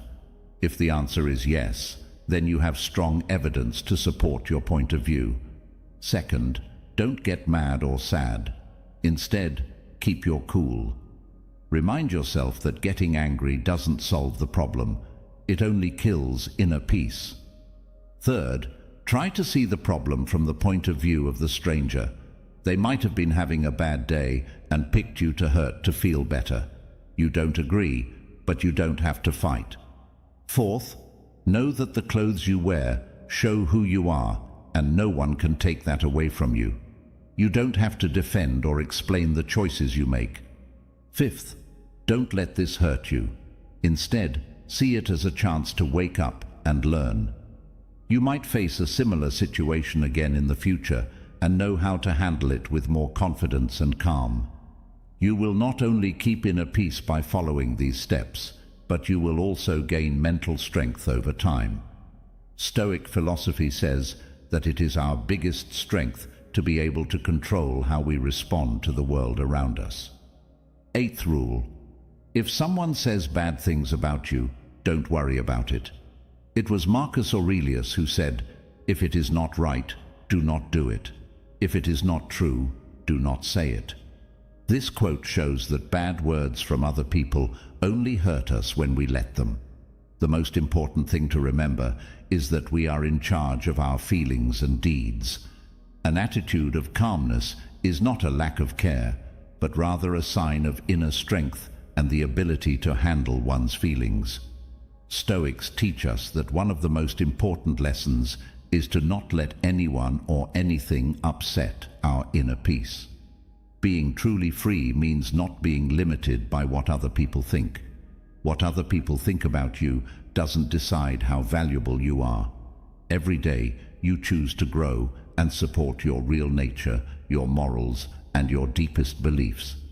Whenever someone says something bad about you, ask yourself, is there anything I can learn from this and use to make myself better? If there is, use it as inspiration to get better. If not, let it go like clouds in the sky without leaving any mark on your mind. To put this idea into practice, begin by being kind and patient with yourself. When someone criticizes you, take a moment to think about it clearly and don't respond right away. Is there any truth in those words? If there is, this could be a chance to study and improve yourself. In that case, just let go and keep going on your way. Principle number 8. Don't worry if someone says bad things about you is a strong warning to keep your inner peace and stay true to your values and principles no matter what life throws at you. Being calm and in control of ourselves gives us the real strength to live a good life, regardless of what other people say. Leave a message that says, "I control my own emotions and thoughts," or like and share this video if you agree with the above point of view. That way, no one can hurt you. Rule number 9. Taking control of the fortress that is your mind. Think of your mind as a strong fortress where you are the only God. Imagine that this fortress is made of strong steel and stone blocks. It is so strong that it can't be broken. You are in charge of every part of your life from the safety of your mind. Storms from society often hit this fortress, which stands for pressure, praise, and criticism from other people. You are in charge of your mind, though. You never let anything get in the way of your castle or make it shake. Your strengths are your kindness and unwavering courage. When you do this, you not only make your mind completely still, but you also turn it into a great source of energy. You learn not to let changes affect how you feel and your mood. Think about being in a public talk about your personal views in front of a big group of people who all have different thoughts and opinions about you. There may be people who disagree with you and people who agree with you. All of this makes my mind feel like it's under a lot of stress and pressure. But because you're in charge of your thoughts, you don't let this warning change your mind. By staying calm and sure of yourself, you turn this conversation into a chance to share your point of view and learn from others. The resolve of Stoicism is shown when you let your spirit guide you. You don't let this thinking test shake your fortress. This is proof of how powerful it is to keep your mind in check and not let any weakness enter your domain. Principle number 10. Know yourself very well. Being able to clearly see your thoughts, feelings, attitudes, and behaviors at a certain time is what it means to understand yourself. Objective observation, analysis, and self-evaluation are needed to get oriented, change behavior, and act in a good way. But why is it so important to know yourself? Why should we put in the time and effort to figure out what drives us? Tips on how to get to know yourself better and achieve your goals. Just like an artist makes a piece by cutting away unnecessary parts to show a permanent picture in a block of stone, we need to let go of lies and other things that are getting in the way of seeing who we really are. We find out what we're really like every time we look at ourselves. We have the courage to face our wants, fears, and flaws. Through questioning, we can find out what causes pain and how to make peace. Knowing yourself well is like having a strong shield around you when fate comes after you. The protection keeps us safe from the outside world's power. When you're clear, you can be flexible. Being self-aware helps us know what we can and cannot change, so we make good use of our energy by accepting the changes we can make and facing the things we can't change with courage. Like a great artist, the Stoic thinkers got rid of confusion and fear, leaving behind a beautiful figure of self-control. This deep understanding shows us where morals comes from, how to be calm, and the eternal truth that nothing outside of ourselves can really hurt us. Adopt the last principle of Stoicism with the fervor of an artist, because when we know ourselves, we make the way to endless quiet, and no storm can shake our unwavering stability.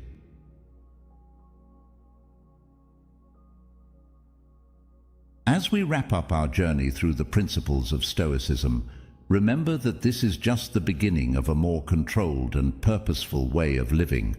The ideas and strategies we've explored are tools for you to carry into your everyday life, helping you navigate its ups and downs with a steadier hand. Stoicism isn't just about reading and understanding, it's about doing. It's in the daily application of these principles, choosing action over worry, focusing on what's in your control, and letting go of what isn't, that you'll truly start to see a change in your life. This philosophy offers a path to not just cope with life's challenges, but to thrive amidst them, finding joy and satisfaction in the process. Keep revisiting the Stoic practices we've discussed. The more you use them, the more natural they'll become, gradually shaping your responses to life and its myriad situations. Remember, Stoicism is not a quick fix, but a lifelong journey toward personal growth and resilience. Thank you for taking these first steps into the world of Stoicism with us. May the insights you've gained serve as a foundation for a life lived with more control, peace, and fulfillment. Continue to explore, practice, and reflect on these teachings as you move forward. Here's to your journey of taking control of your life, equipped with the timeless wisdom of Stoicism.